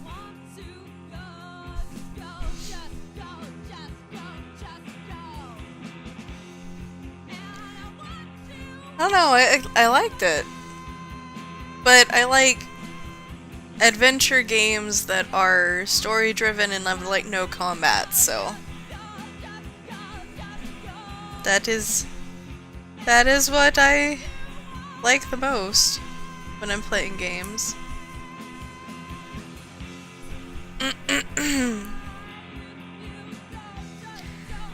Oh.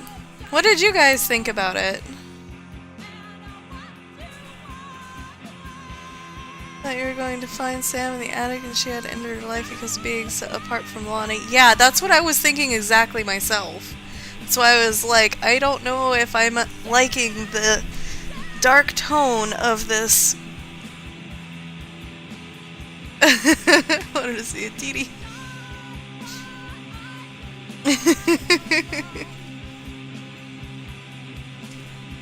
But yeah, no, I thought that that's where it was going too, David. So. I don't know how you spell that, Mo. Thanks for playing. All the credits were even short and sweet. Yeah, a ghosty goo.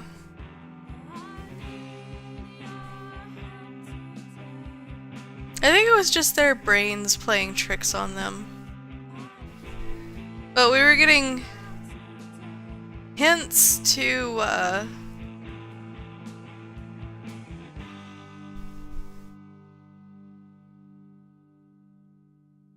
we were getting hints to what was going on with the rest of the family, too.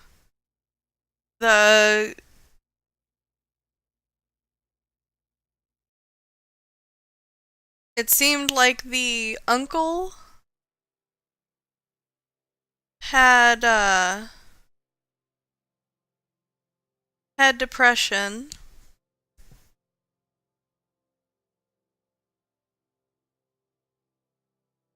And that he was disowned from his family for something. So he holed up in the house. And then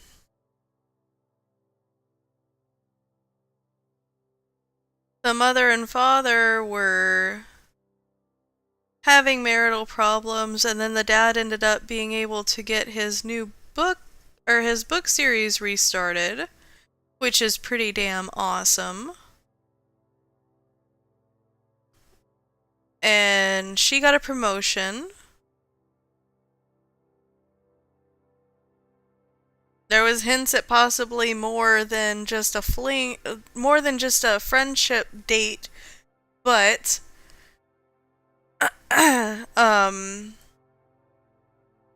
maybe that's all it was, to go to Earth, Wind, and Fire. And then Sam and Lonnie had a good ending to their relationship, even though it sounded like it was going to be a horrible ending. So yeah, maybe things do work out for the best sometimes. But that was a really good game. It was a short little game. I understand why they had made it a free game this year. or this month.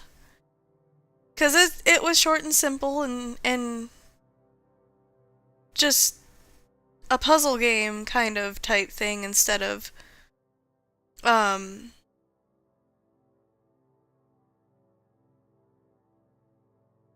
you know, something super duper scary or anything. But it was good. I liked that it felt creepy without actually being super scary. So, yeah, I would probably play this again in a couple of months just because the storyline is really good. But thank you guys for coming. I really enjoyed talking to y'all while I was doing this. I had a lot of fun. And I will see you guys tomorrow for some... I don't know yet. I'm enjoying having a little bit of a break from the, normal games that we're playing.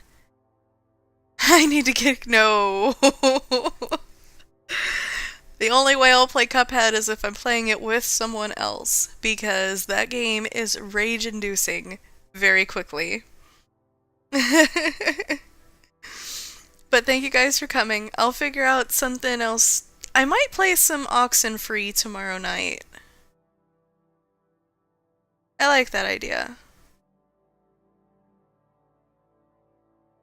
What's awful? Oxenfree? Or Cuphead?